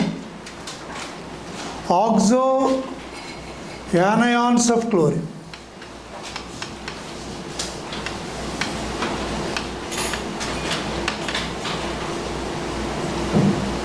And also I remove the H plus. In each case I remove the H plus. And write O as O minus.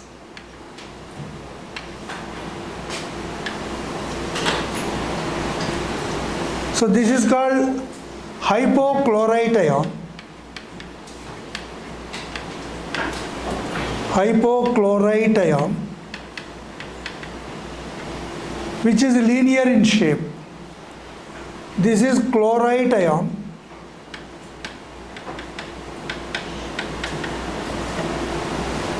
which is angular. This is chlorate ion. Chlorate ion, which is pyramidal. And the last one,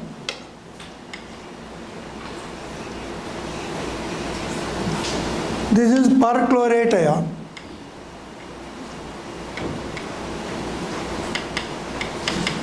Constant acid is directly proportional to stability of the conjugate base.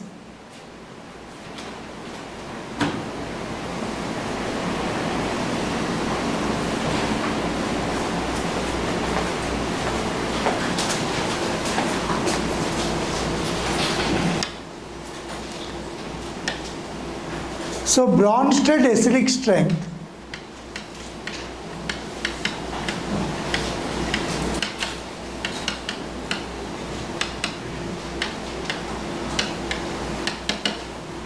HClO4 is greater than, HClO3 is greater than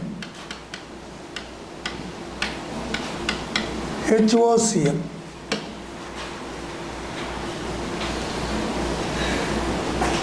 Thermal stability.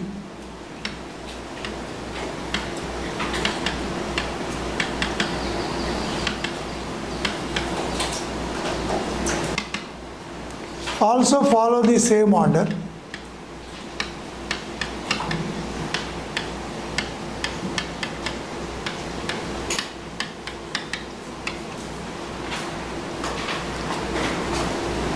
Stability of the conjugate base.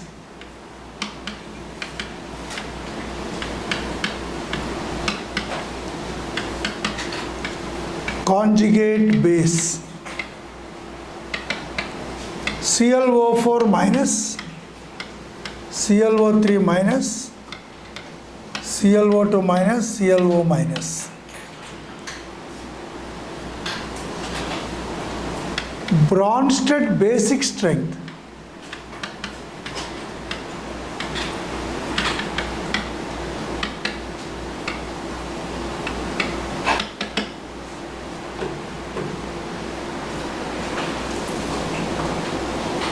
Or Bronsted, instead of Bronsted I use the word conjugate base strength, because they lose the proton, resulting are conjugate bases. So conjugate basic strength, ClO minus, ClO2 minus,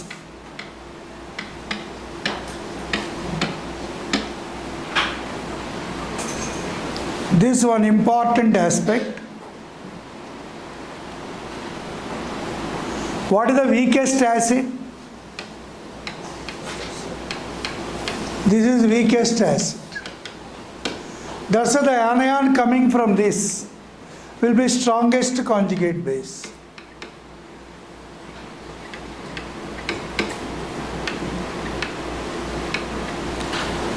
When the base is weakest, its conjugate base will be strongest. When the acid is strongest,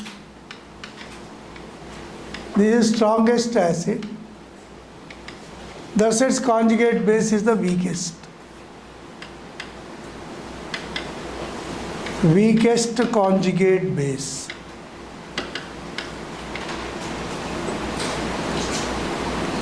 What is the conjugate acid base pair? The pair of acid and base which differ by a proton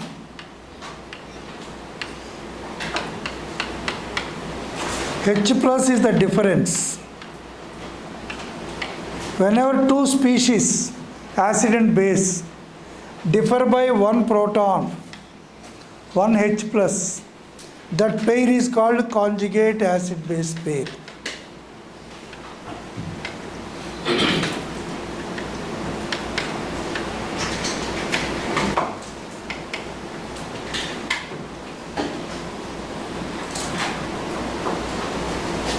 Given acid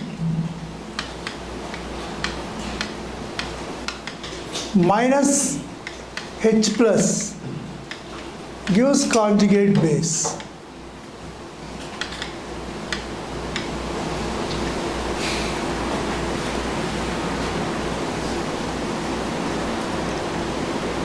For example,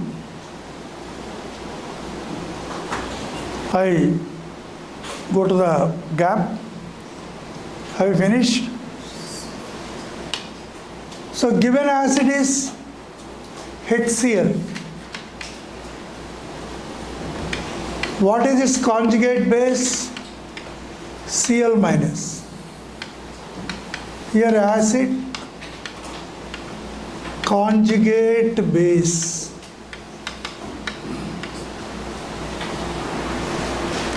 If the acid is H2SO4, HSO4 minus is the conjugate base. If the acid is HNO3,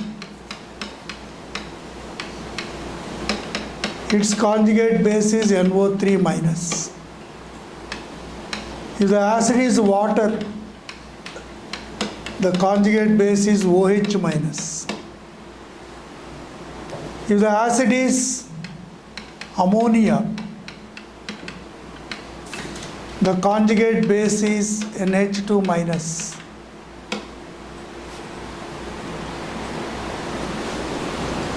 So from any given substance, if you remove H plus, its conjugate base will be formed. Acetic acid, acetate ion,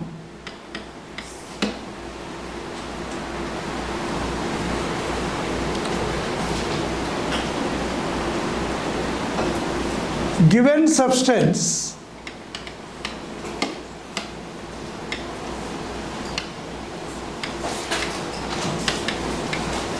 plus H plus gives conjugate base.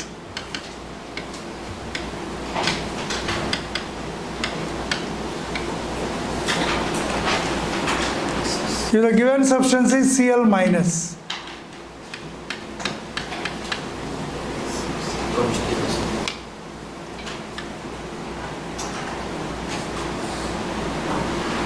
conjugate acids.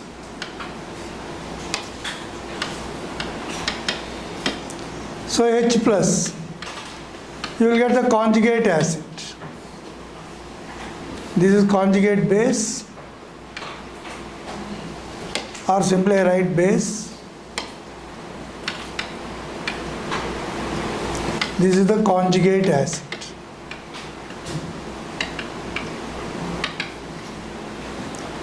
If the base is H2O,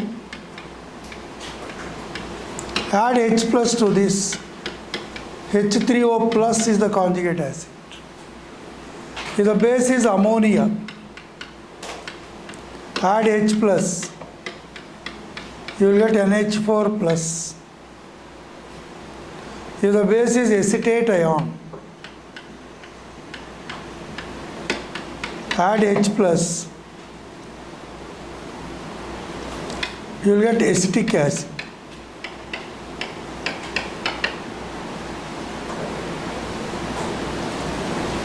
From the given substance, if you add H plus, you will get conjugate acid. From the given substance, if you remove H plus, then answer this question. Al H2O 6 times 3 plus its conjugate bases. This is asked in one examination. Given substance is AlH2O 6 times 3 plus. They are asking its conjugate base. What you have to do? Remove H plus, what is there? Then what is remaining?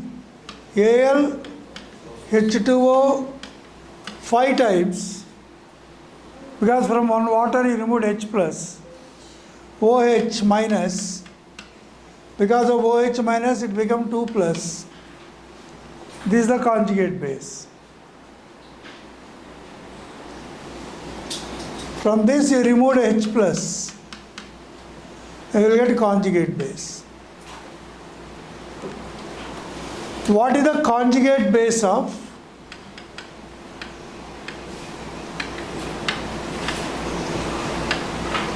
H atom? This is another funny question. Conjugate base of hydrogen atom.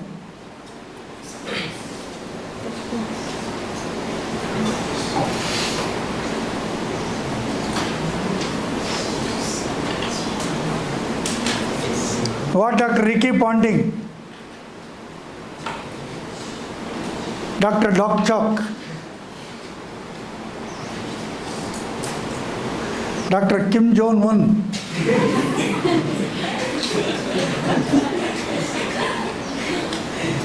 Kim Jong-un is North Korean president, dictator. Dr. Mark?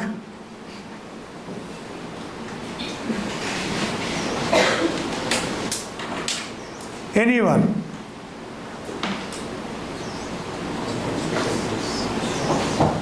You subtract H plus from this.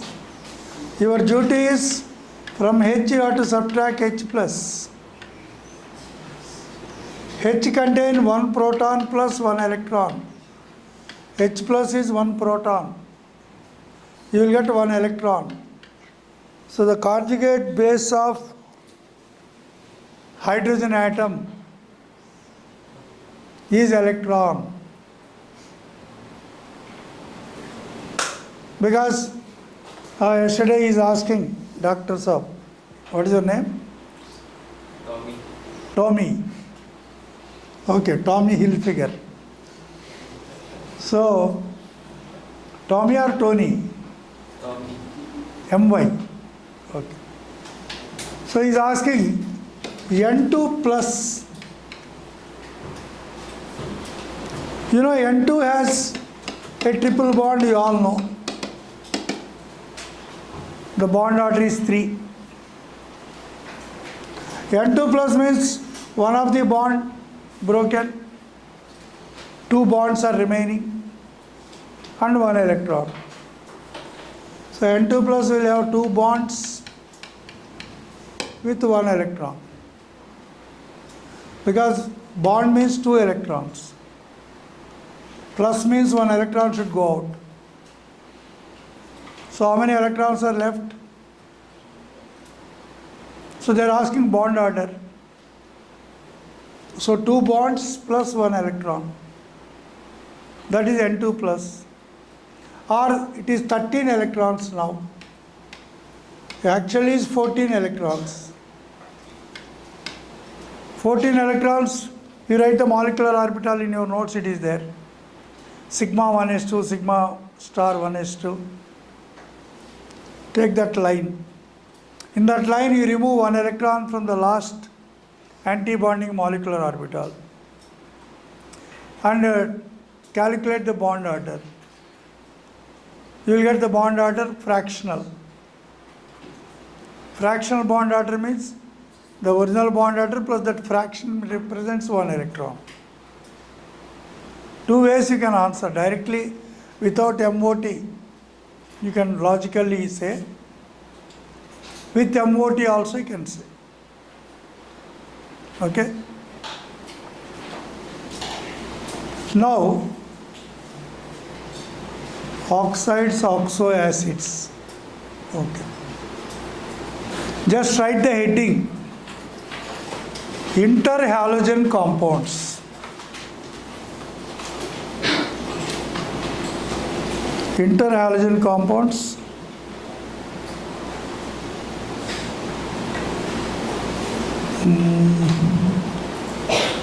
Few points about bleaching powder. Few points about bleaching powder. And few points about pseudo-halogens.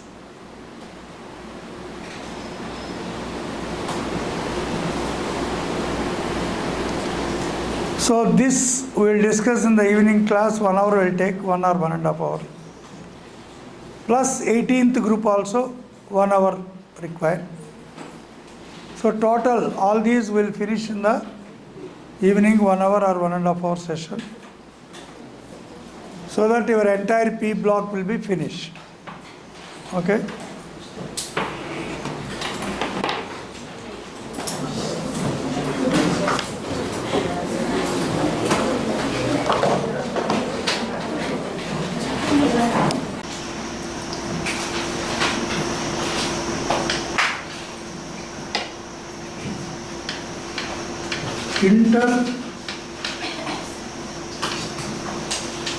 Interhalogen compounds.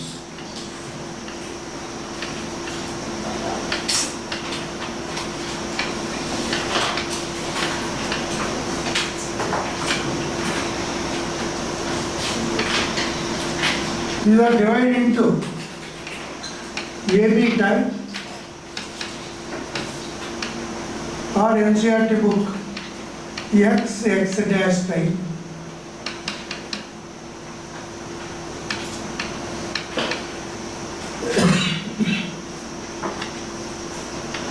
AB3 type.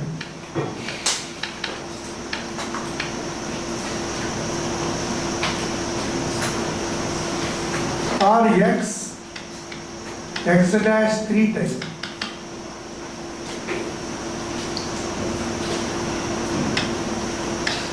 AB5 type.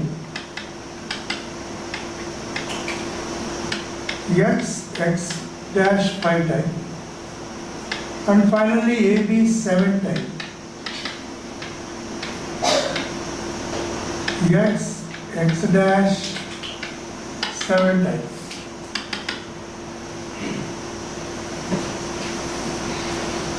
Now for this example you can give chlorine fluoride or iodine chloride. Here you have to consider X is the larger halogen atom, X dash will be smaller halogen atom. Two different halogens are combining to form interhalogen compounds. Here ClF3 type or BrF3, bromine trifluoride.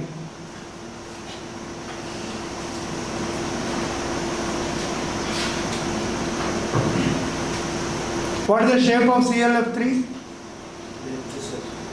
Bent T shape. Morning we discussed. BrF3, ClF3, AB3 type of interhalogen compounds are having bent T shape. AB5, BRF5, IF5. As I said, X represents bigger halogen atom, X dash represents smaller halogen atom. In this type you have IF7, iodine heptafluoride.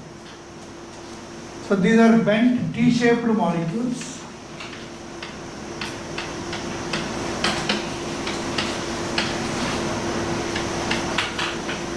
With sp3 dehybridization.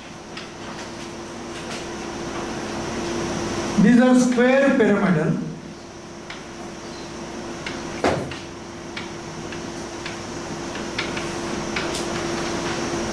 With sp3d2.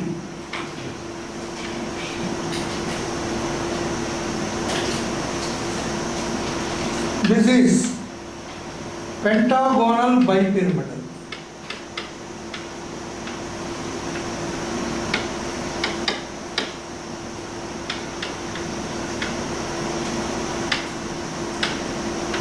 Pentagonal bipyramidal with sp3d3.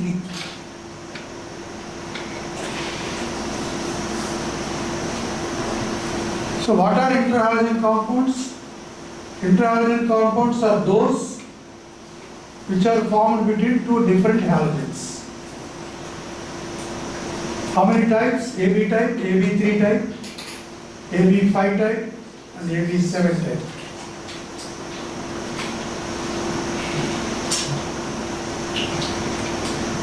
A very interesting question was asked in JEE long back.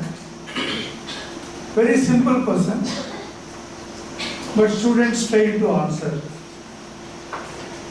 The bond between Cl and F in chlorine fluoride. First one I gave ClF. The bond present between chlorine and fluorine. In what compound? Chlorine fluoride, ClF. Option 1, non-polar. Option 2, ionic. Option 3, polar covalent with the negative end on Cl and positive end on fluorine. Last option, polar covalent with the negative end on fluorine and positive end on fluorine. Very good. Last option is correct. It is a polar covalent bond. Because the bond formed between two non-metals is covalent. Here the bonding atoms are different. Electronegativities are different. Whenever electronegatividity difference is there, the bond is said to be polar covalent. In polar covalent, more electronegative atom carries negative charge. Less electronegative atom carries positive charge. Write an assertion reason type question.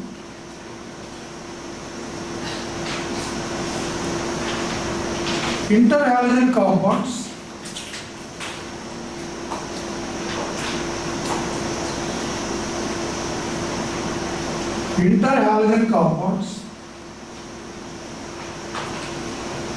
are more reactive than halogens.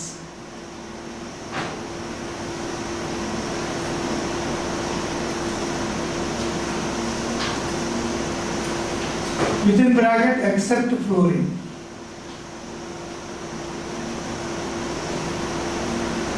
Except fluorine. Because we already discussed morning, fluorine is very reactive. Why it is very reactive?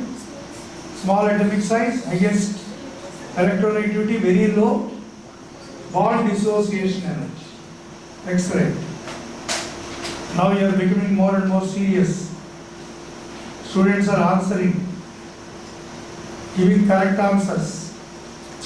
So that indicates the Meghalaya government is blessed to have 50 doctors from SIDR. That's my happiness. Sorry, SIRT. SIRT. Sorry. So if that is the result, and we will celebrate in a very big manner. The entire campus will be lighted with colorful lights, and Rudolph is dancing and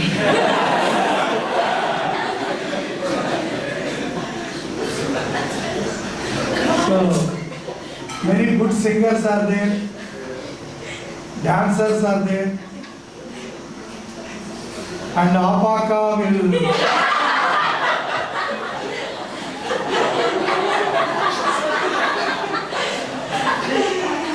she will jump to the gate and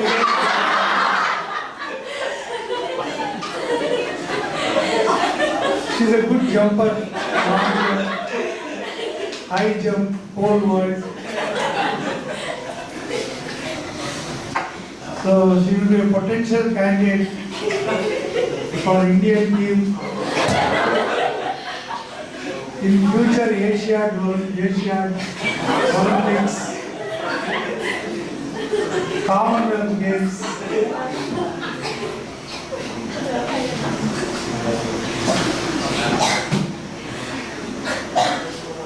So, this ideal situation I am imagining. Let us see. It all depends on your sincerity and hard work. Not 1 week good efforts, next week down. A continuous, constant efforts must be there. Enough time is there. Enough time to revise. Luckily, you don't have distractions. You are almost here, closer and closer. Mainly the problem with the city boys and girls, they have many distractions. They start from home, they go anywhere. They say they are going to college, they will go to any place. So actually we experienced this type of batch in the Neyveli, Tamil Nadu. I think you heard about NLC, Neyveli Lignite Corporation. Lignite is a form of coal. So coal has different varieties, peat, lignite, bituminous, semi-bituminous, based on the percentage of carbon. So Neyveli is a place where lignite is available. This is one form of coal. The coal is dug and removed from the earth crust. There itself a thermal power plant is there, big power plant.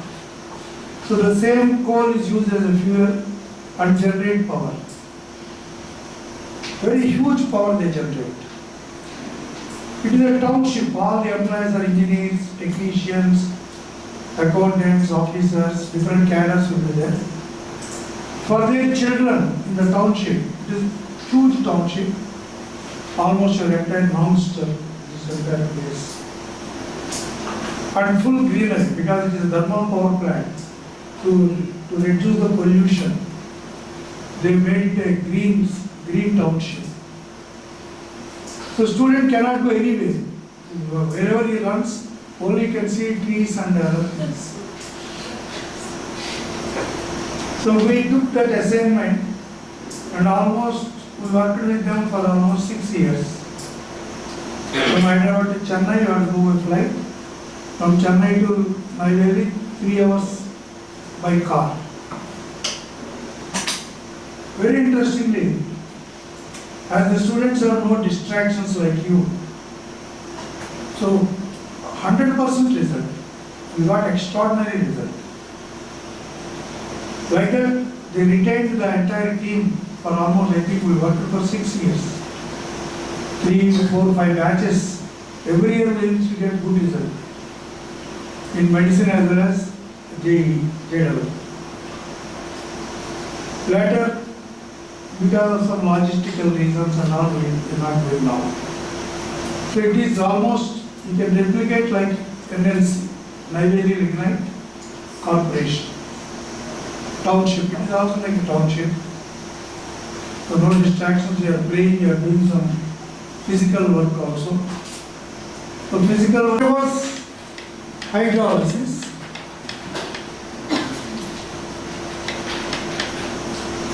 You will get H and HOX.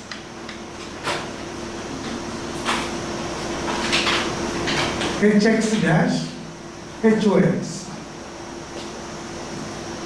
So you will get halide and hypohalide. What is HX dash halide? Where X is in -1 state. What is HOX? Hypohalide. Suppose if it is XX3 type plus H2O, you will get again H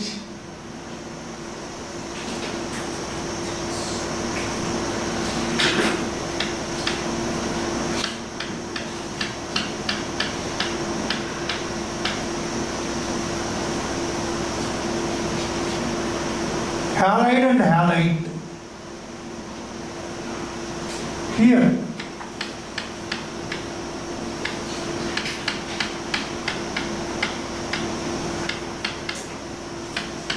halide and halide. Sorry, here 2 times dash came.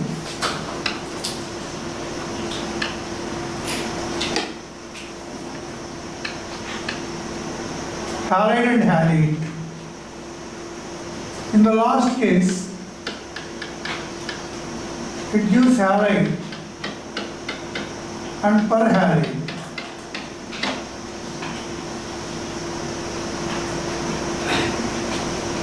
Means you can also write it is X dash minus plus OX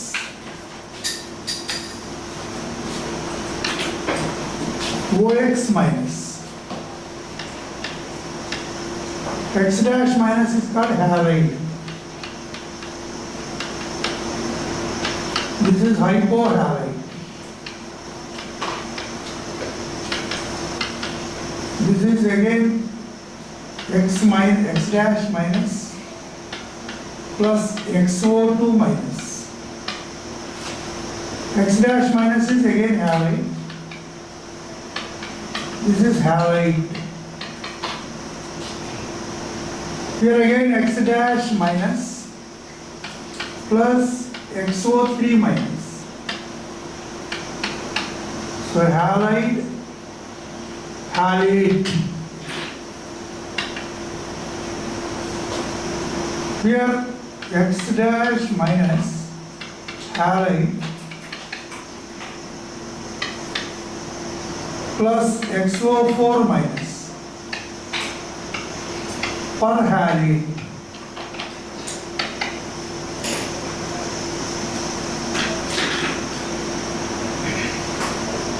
This is one part in interhalogen compounds.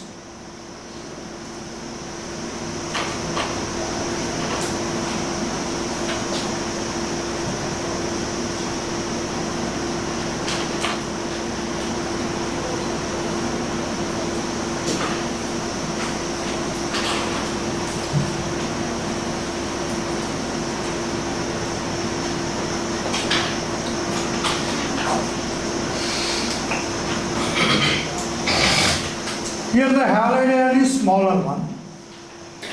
The other negative ion is a bigger one. That is important thing. We already mentioned X dash is smaller. X is bigger halogen.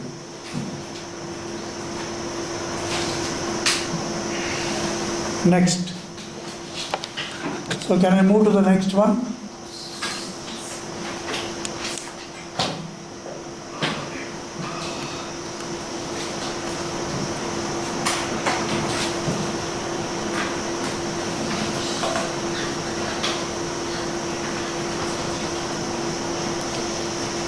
ClF3 is used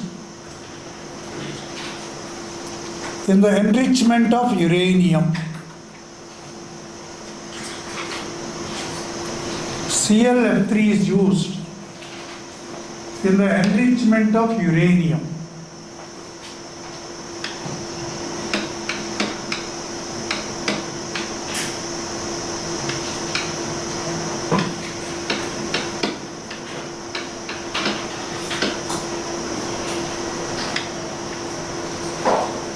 So what is meant by enrichment of uranium?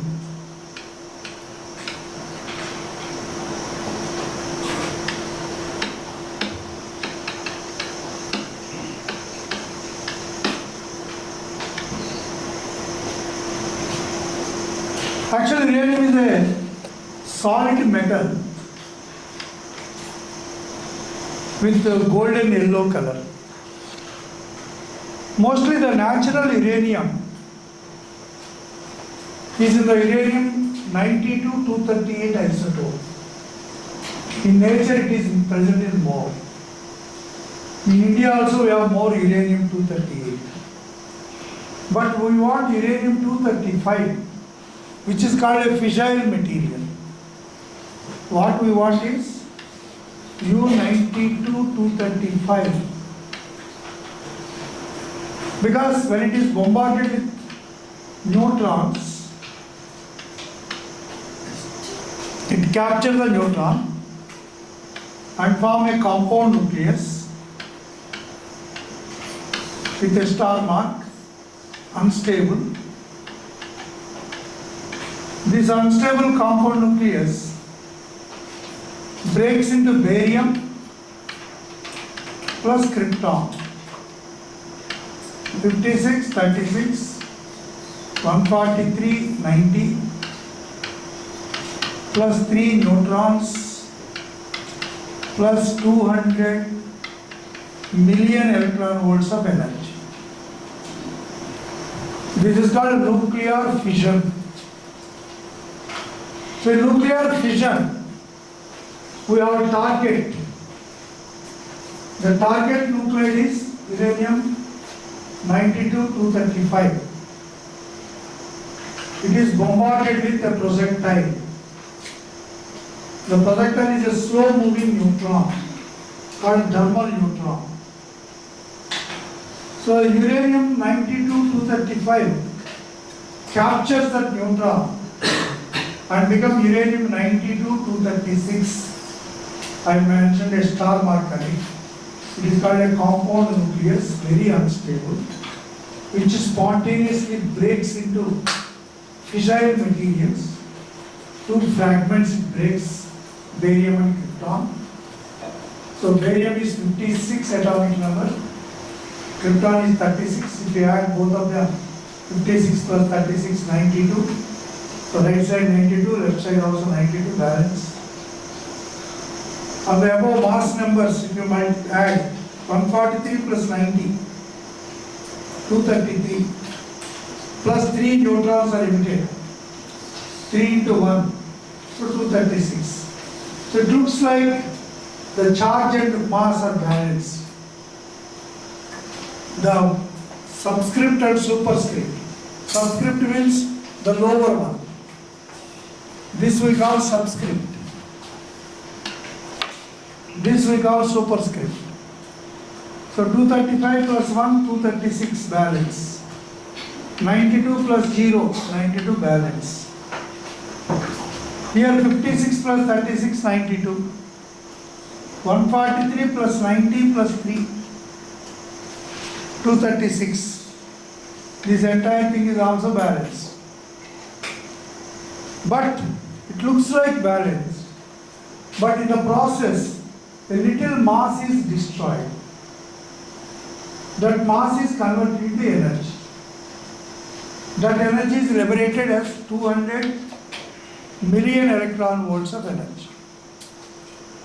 So that energy, whether you use that energy to convert into electrical energy, that is nuclear power plants. So nuclear power plants are there in India. We have Kalpakam in Tamil Nadu. You have in Rajasthan, Kota, you have a nuclear power plant. In Bombay, Baba Atomic Research Center, you have many nuclear power plants.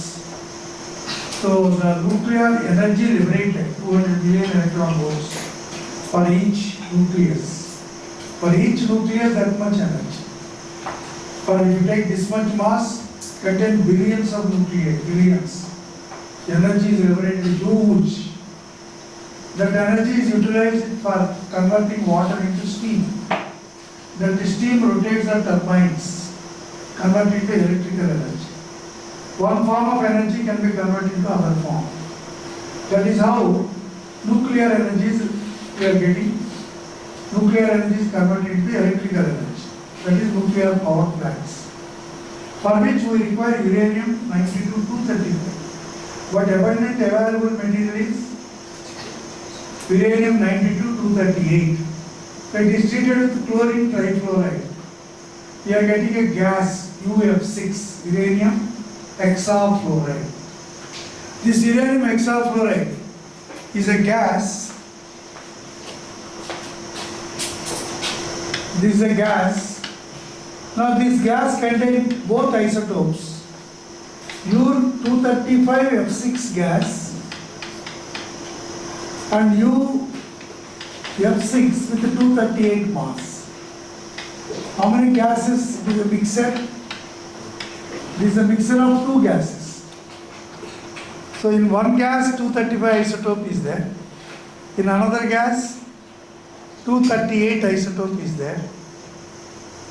You know, gases undergo diffusion. Lighter gases undergo faster diffusion than heavier gases. So that's based on the principle, based on the difference in the rate of diffusion.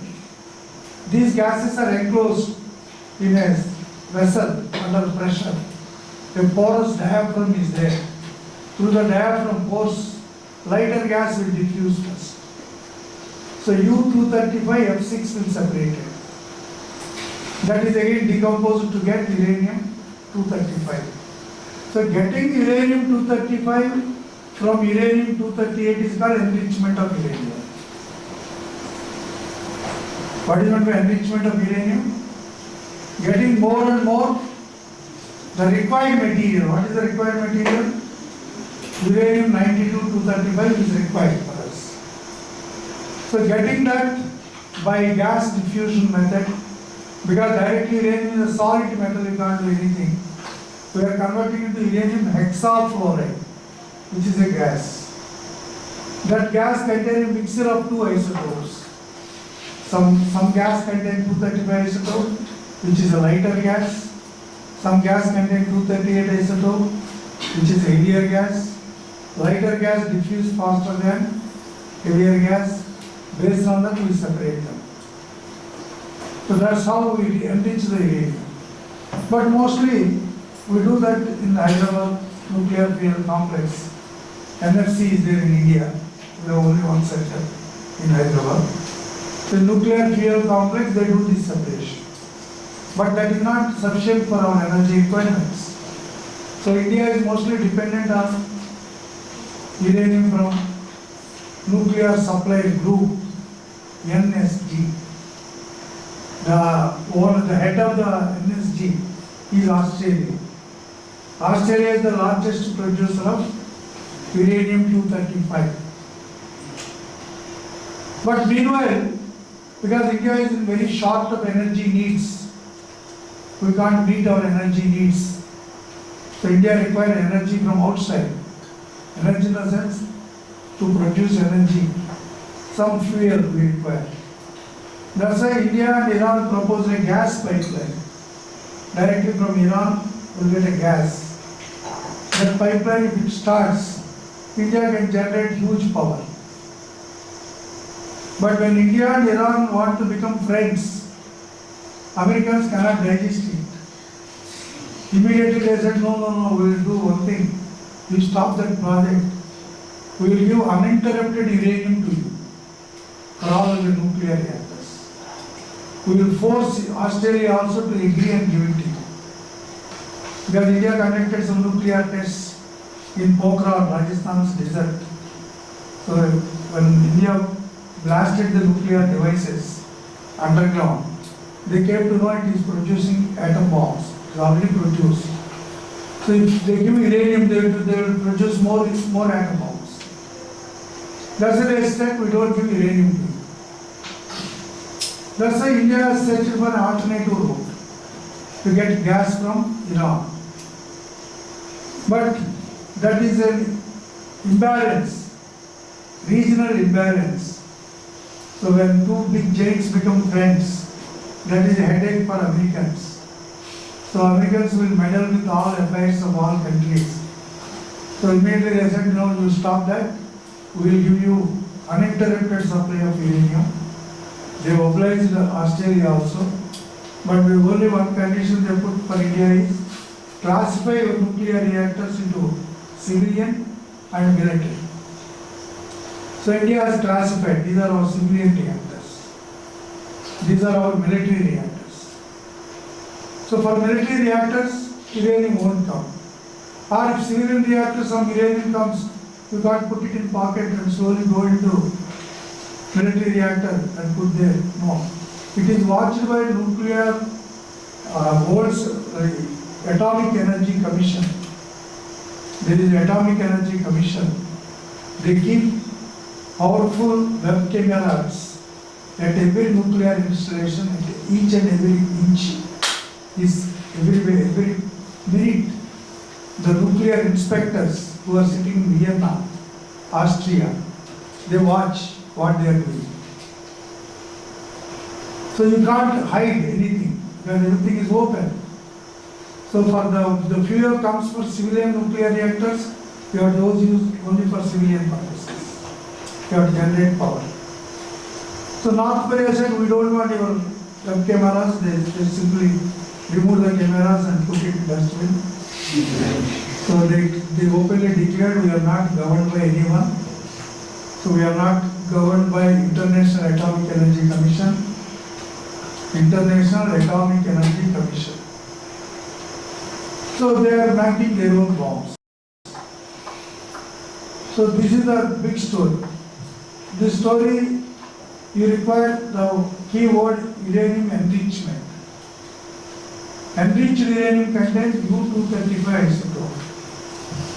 Or the other isotope you can use is plutonium-241.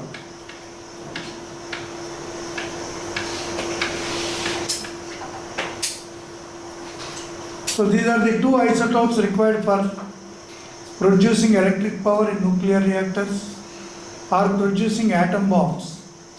They can use both of them. So this is a very important application of CLF3.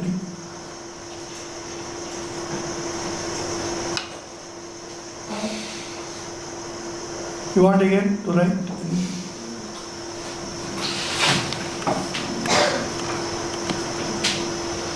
This is T-shaped BRF3. So this is actually T.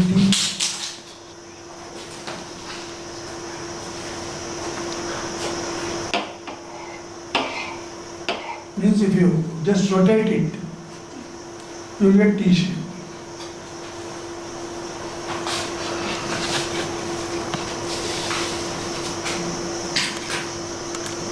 Now, write one point.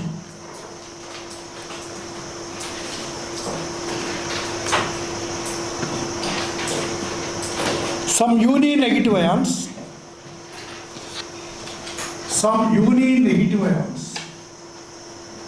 like Cn minus,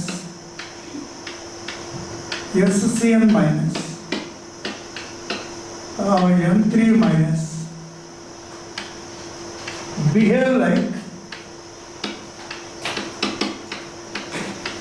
halide ions.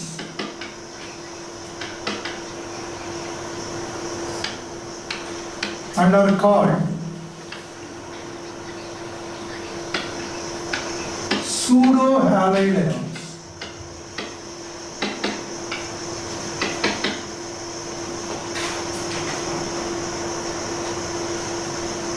Like two Cl minus ions, what they become? Cl2 plus 2 electrons. Similarly, two Cn minus ions become C2N2 or Cn twice plus 2 electrons. This is called a cyanogen, which is a pseudo halogen.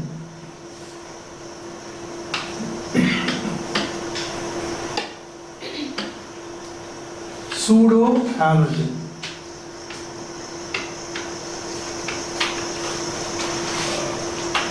Similarly, two SCl minus ions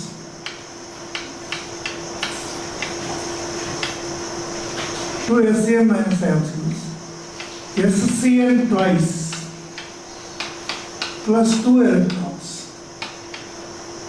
It is called thiocyanogen. This is another pseudo halogen, not original halogen. This is the original halogen. The union negative ions are behaving like original halogen, that's why they are called pseudo halide ions. And the produced one are called pseudo halogens. So cyanogen, thiocyanogen, these are all pseudo halogens. So these are about the group 17. Now we are going for group 18. That is in the last part of the P block.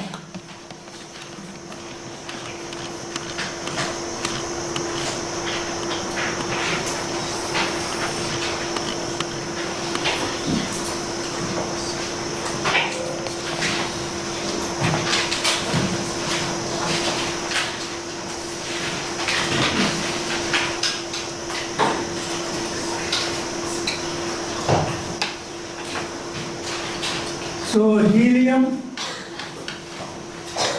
neon, argon, krypton, xenon and radon with atomic numbers 2, 10, 18, 36, 54 and 86.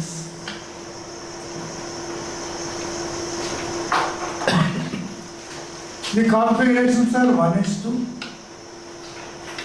This is helium. Without 1s2, you can write helium. 2s2, 2p6. This is neon. 3s2, 3p6. This is argon. 3d10. 4s2, 4p6. Krypton 4d10, 5s2, 5p6, xenon 4f14, 5d10, 6s2, 6p6. So the general electronic configuration is ns2 np6.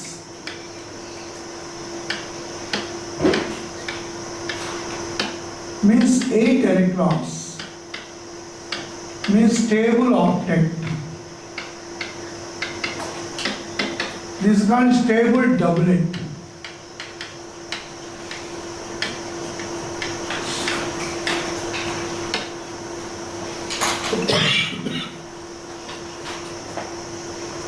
They are monoatomic, they don't combine with others. The atomicity is 1.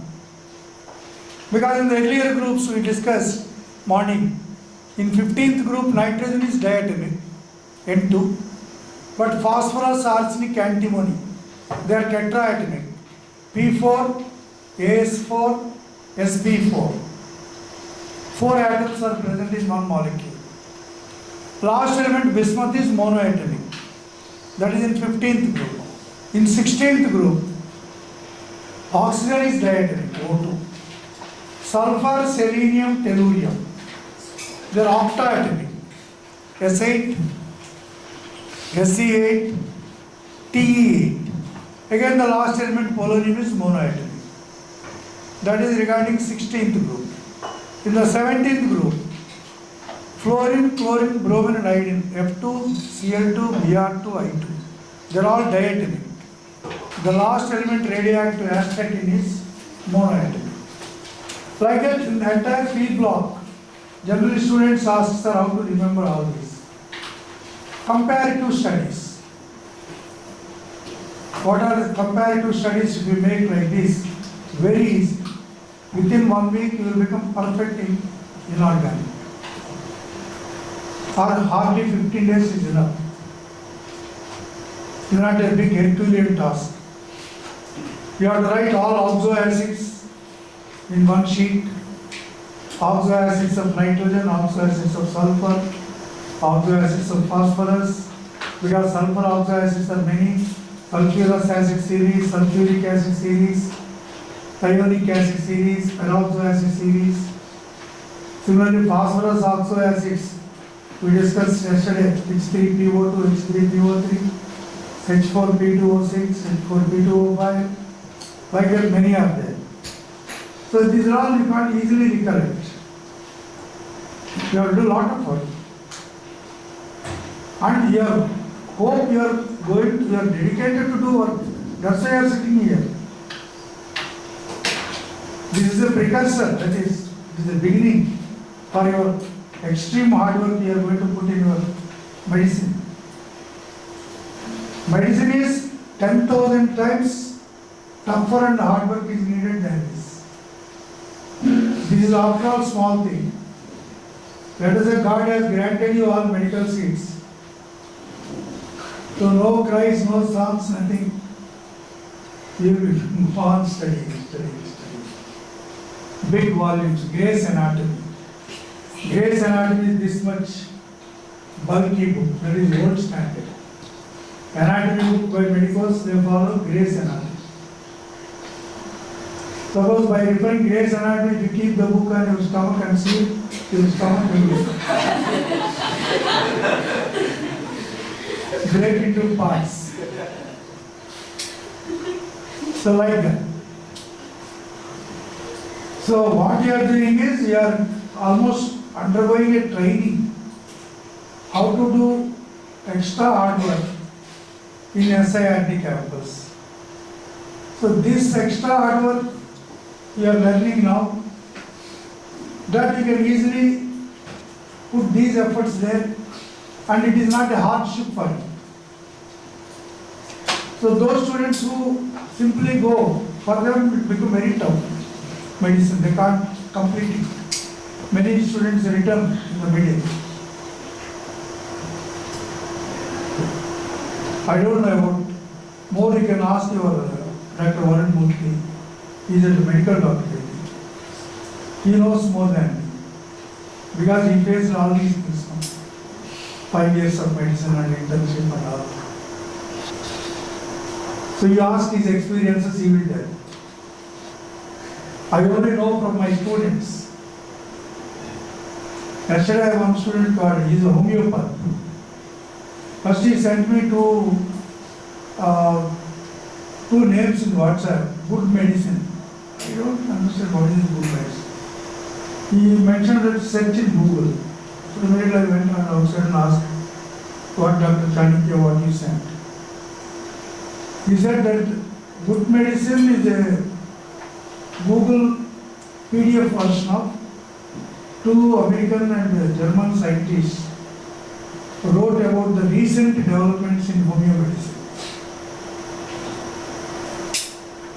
So that book he is referring to me because he remembered me because long back he studied with us.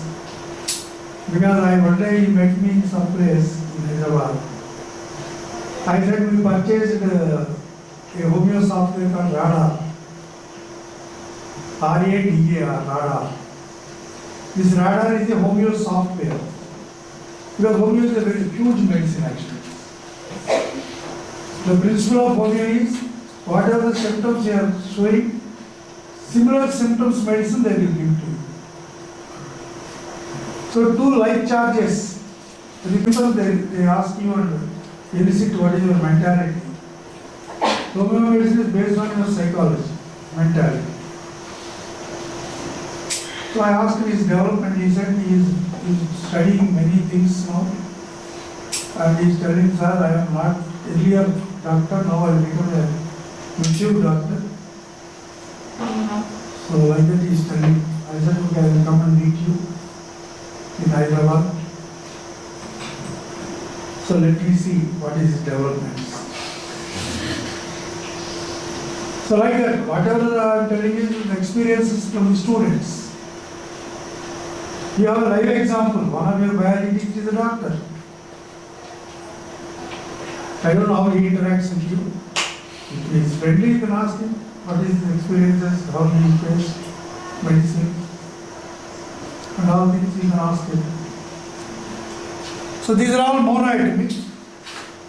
And argon is the most abundant inert gas.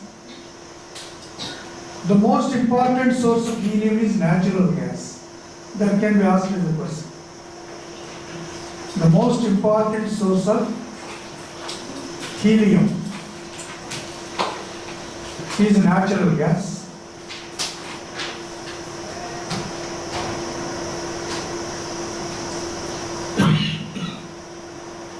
The most abundant inert gas is argon.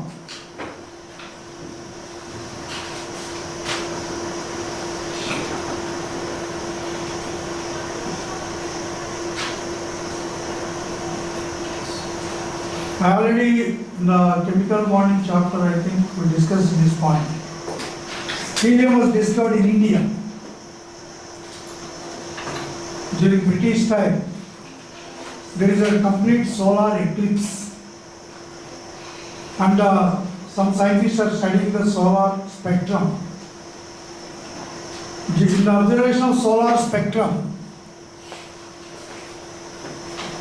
during the complete solar eclipse, they found a new line in the yellow region of the spectrum. Yellow region of the visible spectrum.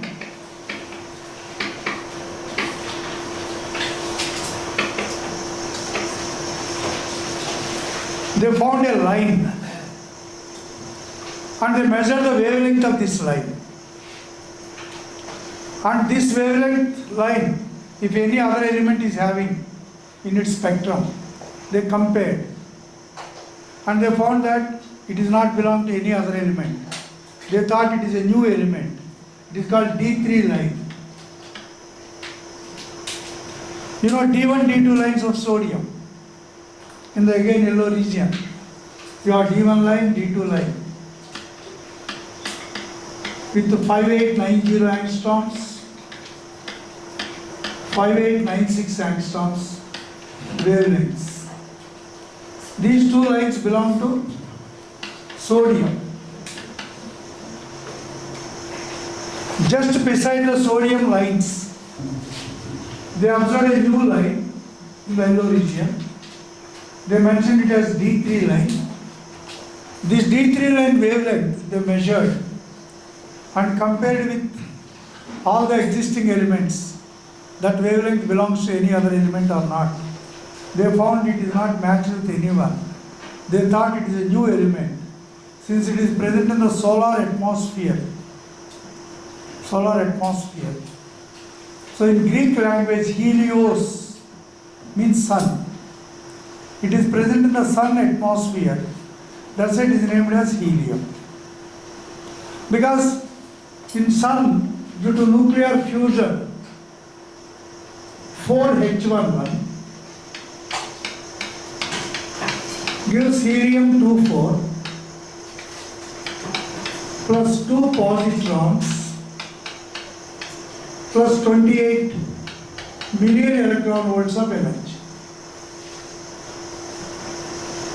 This is continuously happening in sun and all stars. That's why hydrogen we say it is the most abundant element in the universe. The second most abundant element is helium. Because hydrogen is being converted into helium. But that helium is an extra in the universe. that you got derived on the planet Earth. So in the planet Earth, some radioactive materials like radium 88 226, it breaks into radon 86 222 plus helium 24.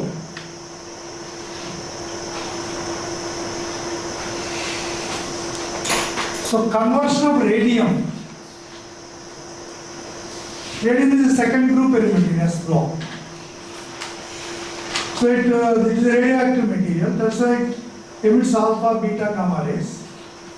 If radium emits an alpha particle, which is helium-24, it gets converted to radon.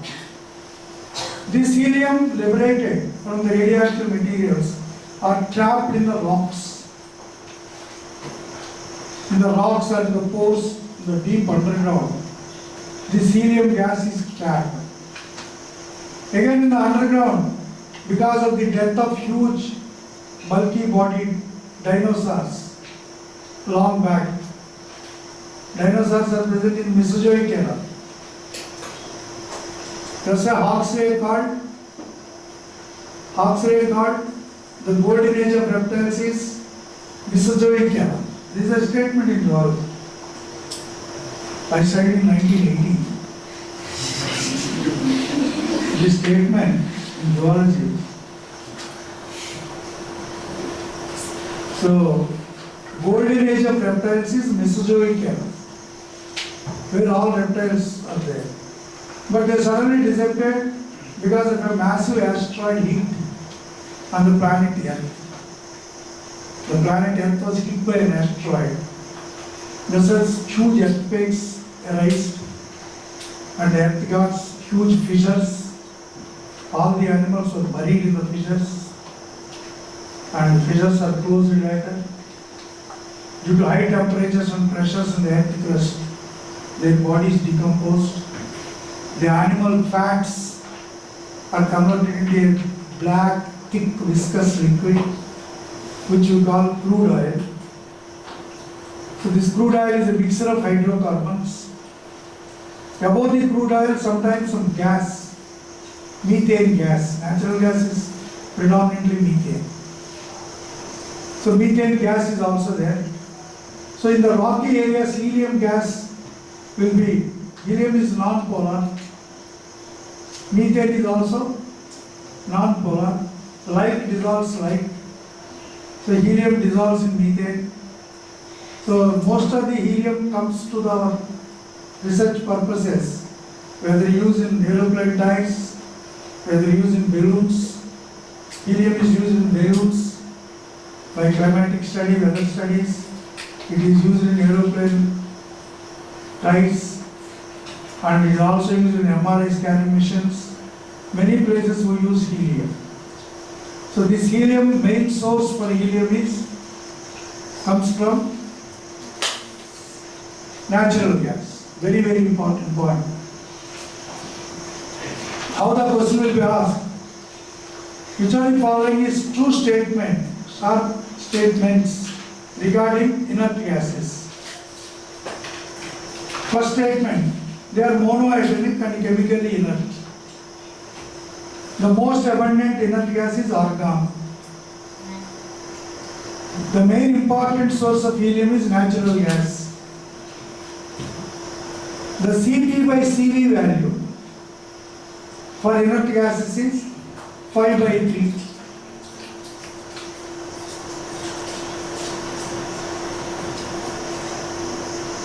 Five by 3, how much it is? 1.8, 1.6. That is also correct.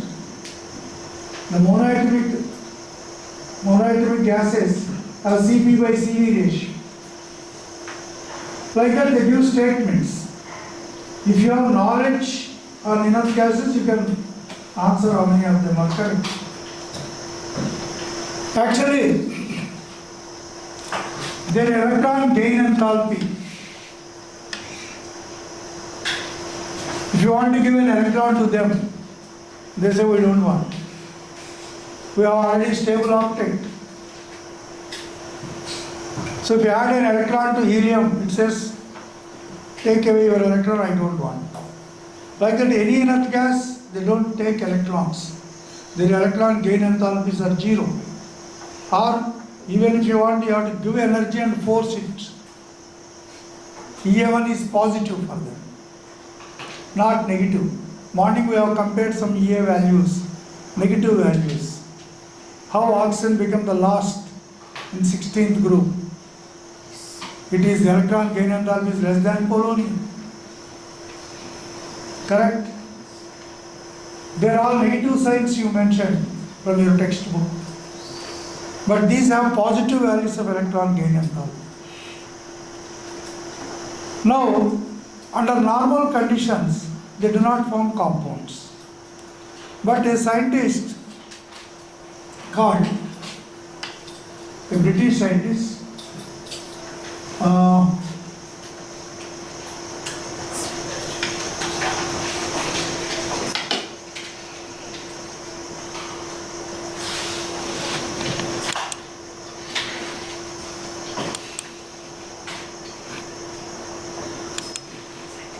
so Neil Bartlett, his name is Neil Bartlett.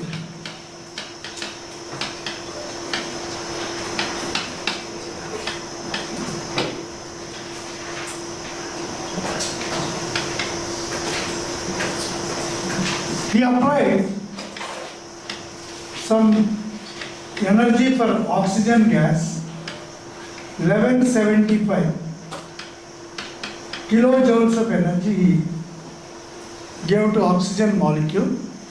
It is molecular oxygen. Immediately this molecular oxygen lost an electron.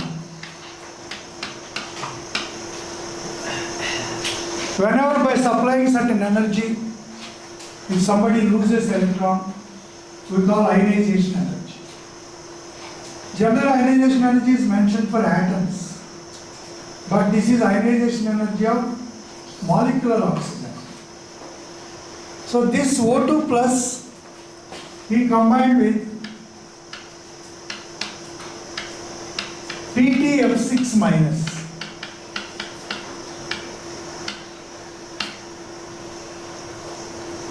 A positive ion is combined with a negative ion. Immediately he got an ionic compound O2PtF6, oxygen platinum hexafluoride.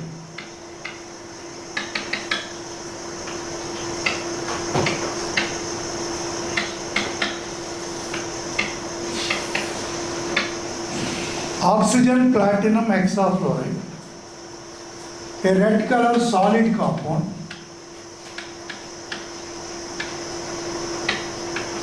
Solid. General ionic compounds are solids because the positive and negative ions are strongly bound in a crystal lattice, which is an orderly arrangement. Now, after this, actually he is doing research on this, he thought any other element is having this type of ionization energy, 1175. Nearer to that value. He found that xenon is having an ionization energy of 1170 kilojoule per mole, even less than oxygen. He applied that energy, he got xenon positive ion plus electron. Immediately he combined this Xe positive ion to PtF6 minus.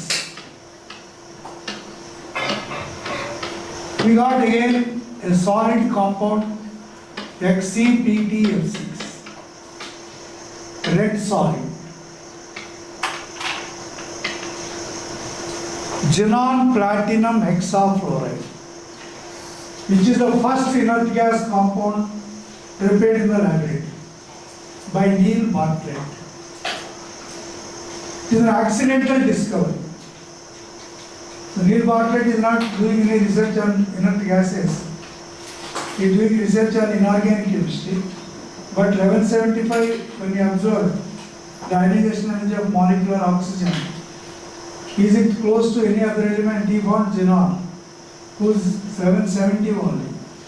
He repeated the experiment, he got the compound. So this is the first inert gas compound prepared in the laboratory. So immediately scientists got some confidence. Why can't we produce some inert gas compounds, especially with the xenon? So they prepared first some certain xenon fluorides. So now heading is fluorides of xenon.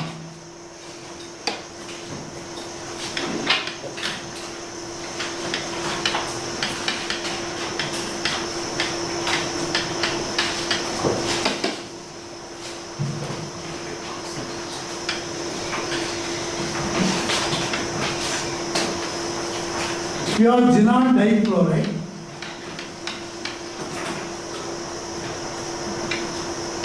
xenon tetrafluoride, and xenon hexafluoride.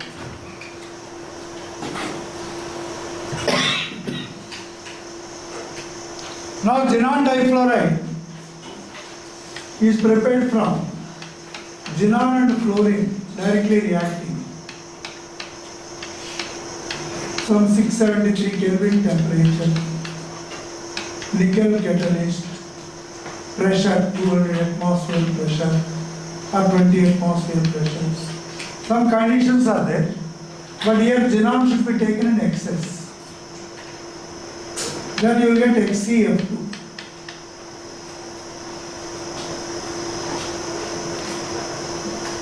Now again xenon and fluorine,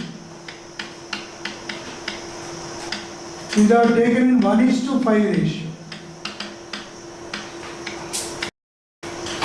with certain conditions.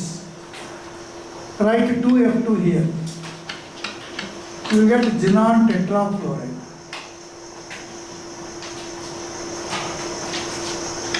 All xenon halides are sublimable solids. So solid.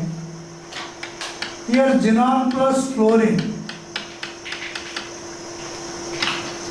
in 1:20 ratio, you get HCF6 solid.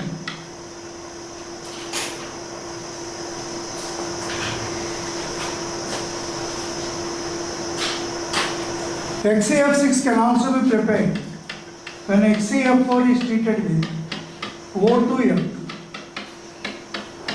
You get HCF6 plus O2. One more method.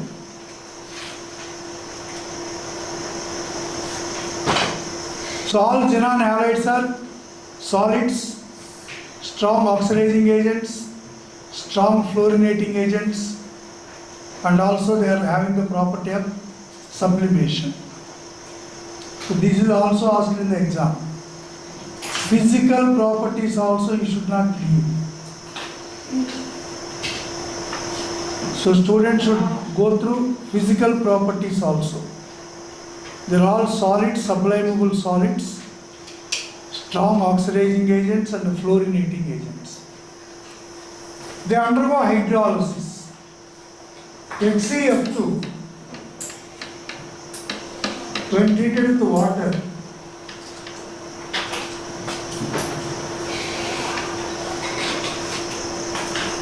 you will get HF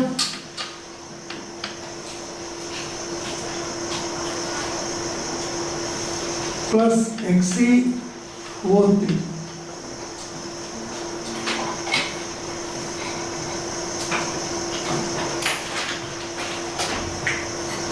HCF4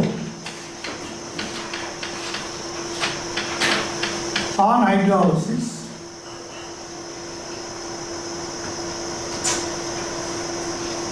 no, it is wrong. It is Hc plus O2. You check it. So HCl4 plus H2O, HF plus Hc plus Hc would. This is actually disproportionation reaction. Plus 4 to 0, plus 4 to plus 6.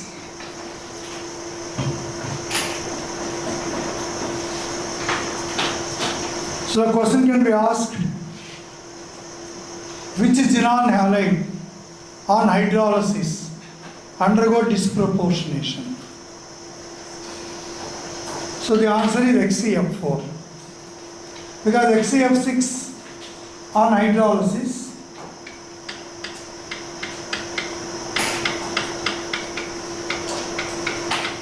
it only gives HCO3 plus HF.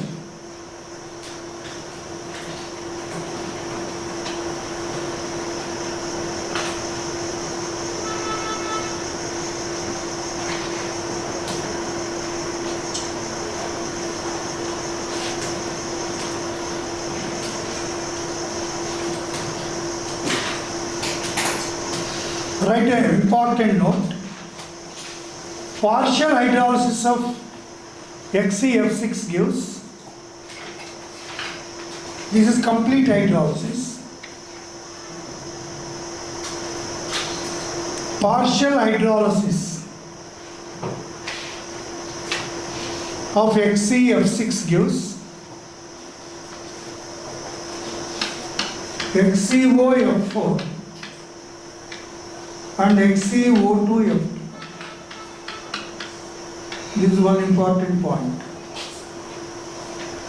Partial hydrolysis of HCF6 gives HCOF4 and HCO2F2.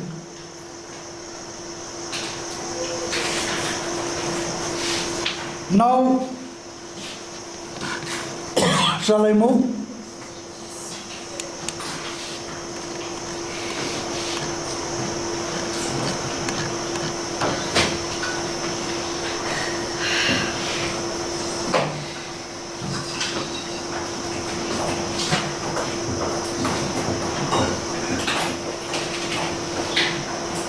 All right, one more point.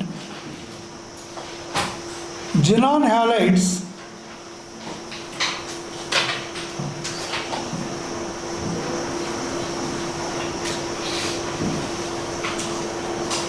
can act as fluoride ion donors and fluoride ion acceptors.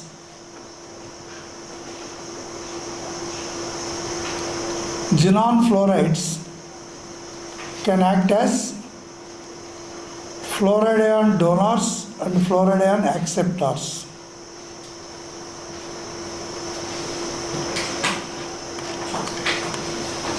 So here, three reactions they have given, same I am repeating. PF5, phosphorus pentafluoride, it can accept one fluoride ion. Then it becomes HCF plus and PF6 minus. Here it is acting as fluoride ion donor. Fluoride ion donor. Now second example, HCF4 plus SbF5.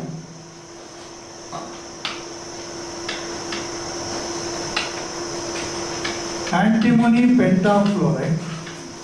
Here also it donates one fluoride ion to this and become HCF3 plus and SbF6 minus.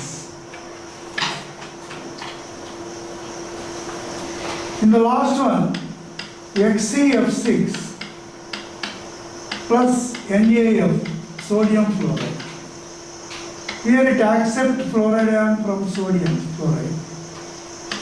So F minus acceptor.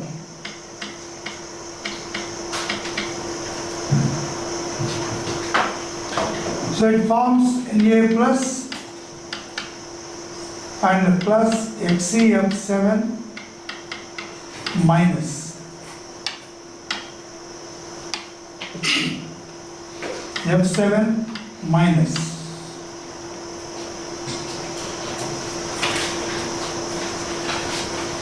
This is one point. Now the last part of this,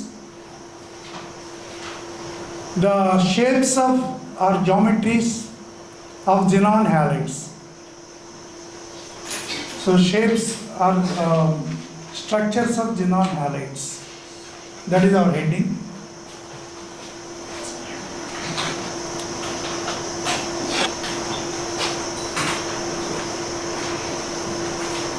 This is F minus acceptor. Here it is F minus donor.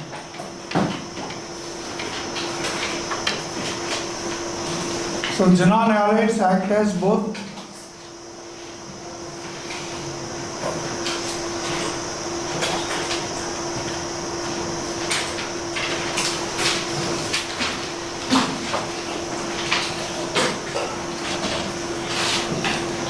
So shall I move?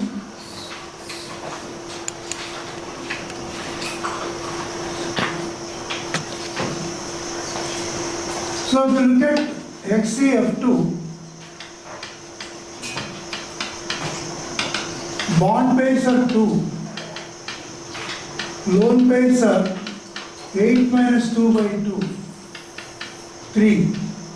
When total pairs are 5, so the expected shape is trigonal bipyramidal, but 3 lone pairs occupy 3 corners.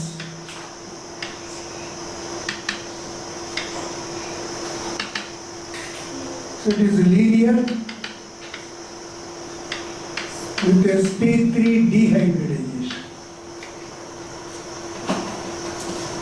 That is HCF2. If you write HCF4,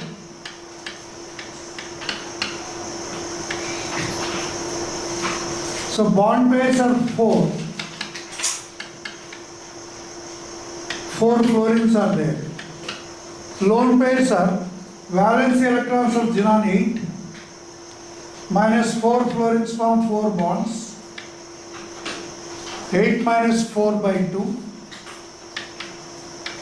that is equal to 4 by 2, 2. So 4 bond pairs, 2 lone pairs. Total pairs become 6.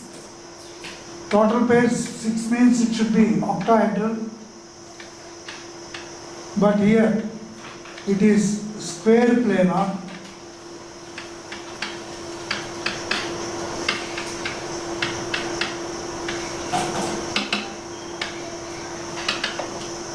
With sp3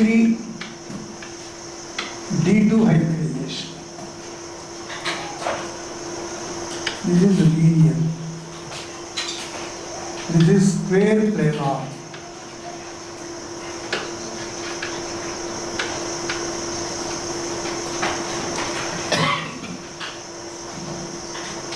Now we go for HCF6.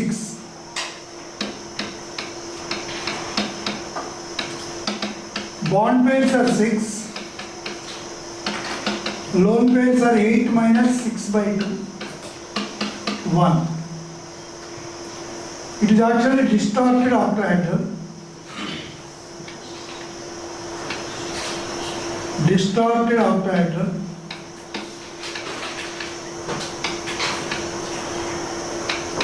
So 6 fluorines with a lone pair. sp3d3.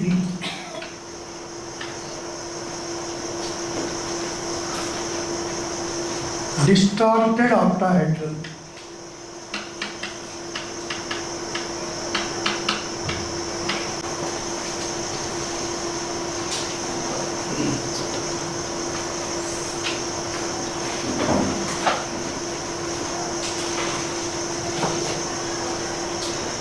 Yes? So XeO2F2. So bond pairs are 2 plus 2, 4. Lone pairs are 8 minus 4 minus 6. 2 oxygens contribute tetravalency. 2 fluorines contribute 2 valency. Total 6.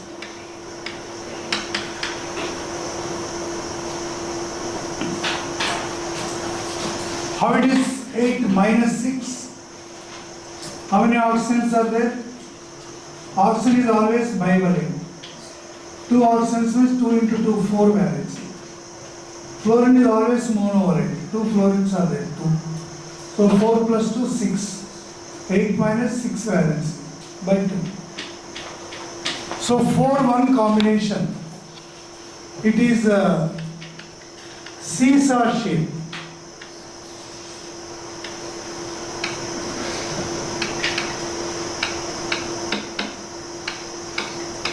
Like SF4. So sp3 dehybridization, seesaw shape, like SF4, sulfur tetrafluoride.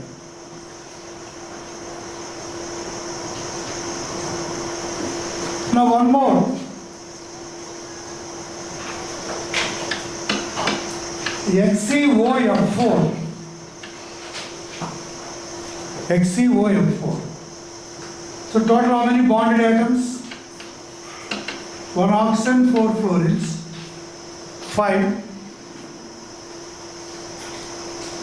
5. Lone pairs, 8 minus,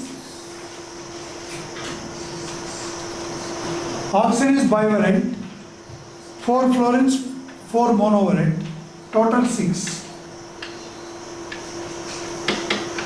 1. 5-1 combination, square pyramidal, OF4,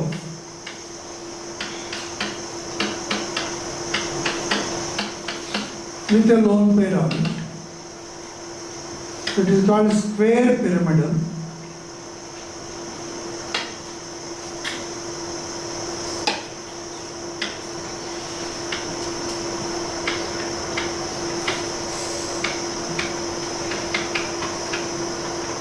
Like BRF5, AB5 type interhalogen compounds, also square pyramidal, with sp3d2 hybridization. sp3d2.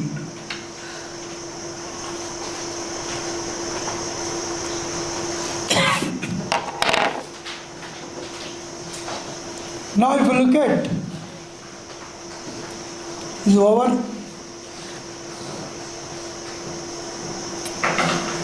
Finished. Some of the uses, maybe if it is here I will read out. Uses of helium, filling balloons, we just now discussed. Also used in as a coolant to nuclear reactors. Write the uses of helium for filling the balloons, for atmospheric research, as a coolant in nuclear reactors.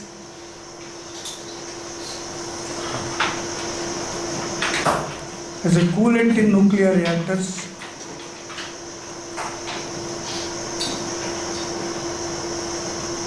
In cryogenic rocket engines. In cryogenic rocket engines. Here they missed one more point I will add. In the breathing apparatus of deep sea divers. In the breathing apparatus of deep sea divers. What is the disease called? Dr. Kaysen's sickness. When divers dive and go deep into sea, oxygen will be dissolved in the blood, and when they come back, the blood vessels are filled with oxygen gas, and there is a discontinuity in the flow of blood that causes severe heart and other muscular pains. It is called Dr. Kaysen's sickness. To prevent Kaysen's sickness, the breathing apparatus of deep sea divers contain a mixture of helium plus oxygen.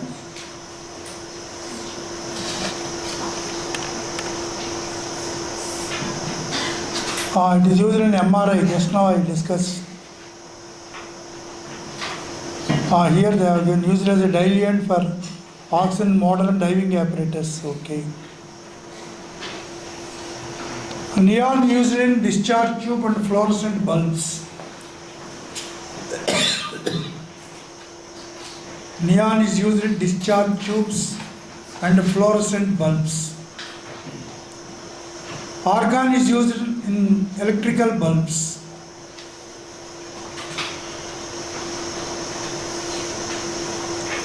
Argon is used in electrical bulbs. Also to produce inert atmosphere in welding process.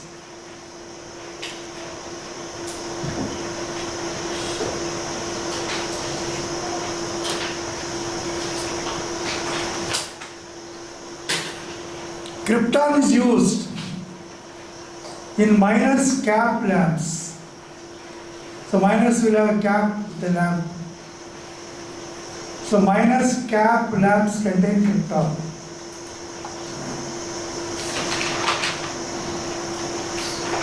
Radon is used to detect the defects in metals. Radon is used to detect the defects in metals.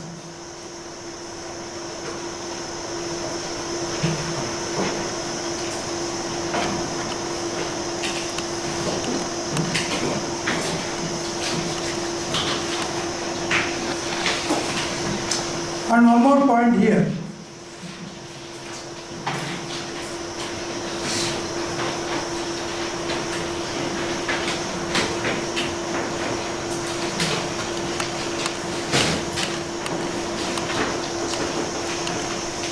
What is the solubility of inert gases from top to bottom?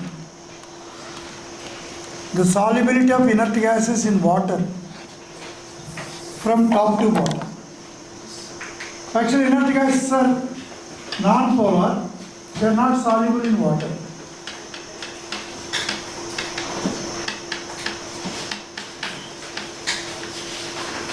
So in water, largely they remain insoluble.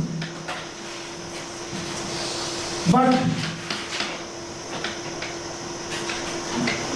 top to bottom, solubility slightly increases.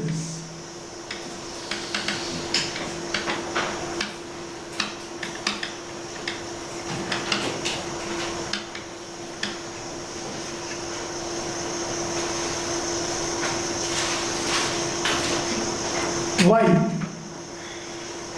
Why a non-polar atomic state inert gas, when you are coming down, why their solubility is increasing?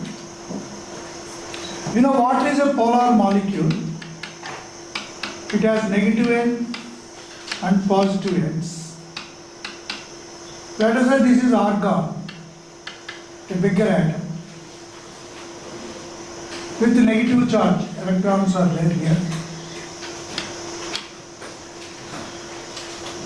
It has no charge, plus minus neutral. Nucleus is plus, electrons are negative.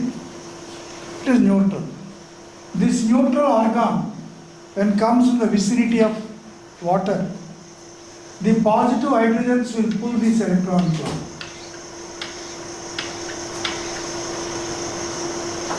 So the electron cloud will not symmetrically distributed. It protrudes, moves towards H plus. So that's why this side it will get negative, the opposite side it will get positive. It is called induced dipole-dipole attractions. Why the solubility of inert gases increase down the group? Due to increased dipole-dipole attractions. What is having dipole? It induced dipole for inert gas. Inert gas actually neutral, but charge is induced because of the pulling of the electron cloud by positive hydrogens. So one side the electron cloud will get negative, the other side it will get positive. A temporary dipole is created. This is a negative pole, this is a positive pole. A temporary dipole is created. This dipole and this dipole will attract. If that is only possible if the size of atom is big. So down the group as the size of atoms are becoming larger and larger with more and more loosely held electron cloud, the induction of charge become easy. That's why the solubility of inert gases increase down the group. Though largely they remain insoluble. And one more point.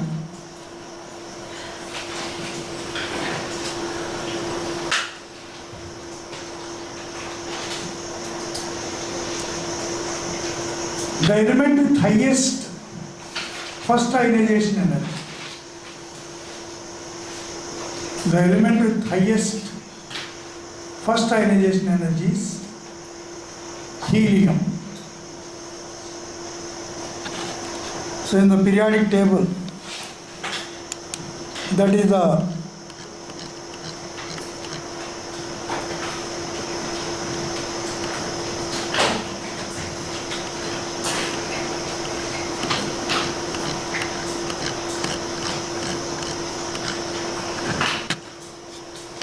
now write one more extra point. Oxides of xenon.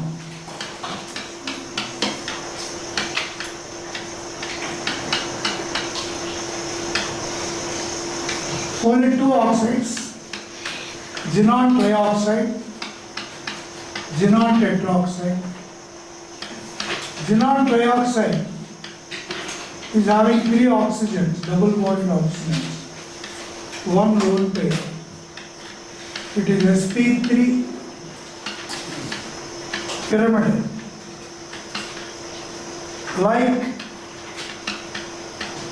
ammonia.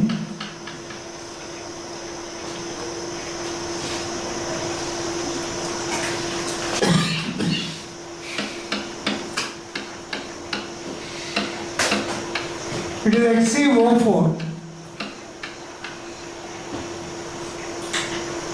It is sp3 tetrahedral.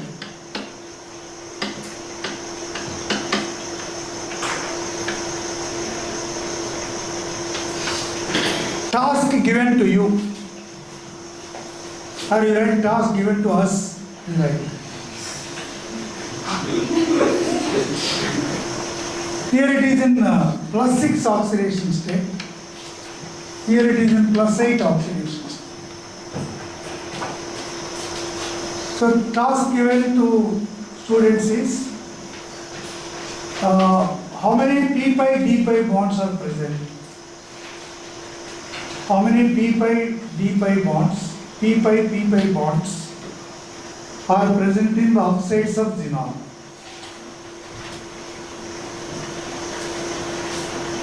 Hint refer to the oxides of sulfur like SO2 and SO3 in my notes.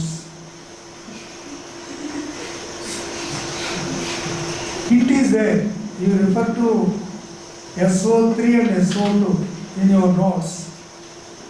How we are able to see the p pi bonds or p d pi bonds.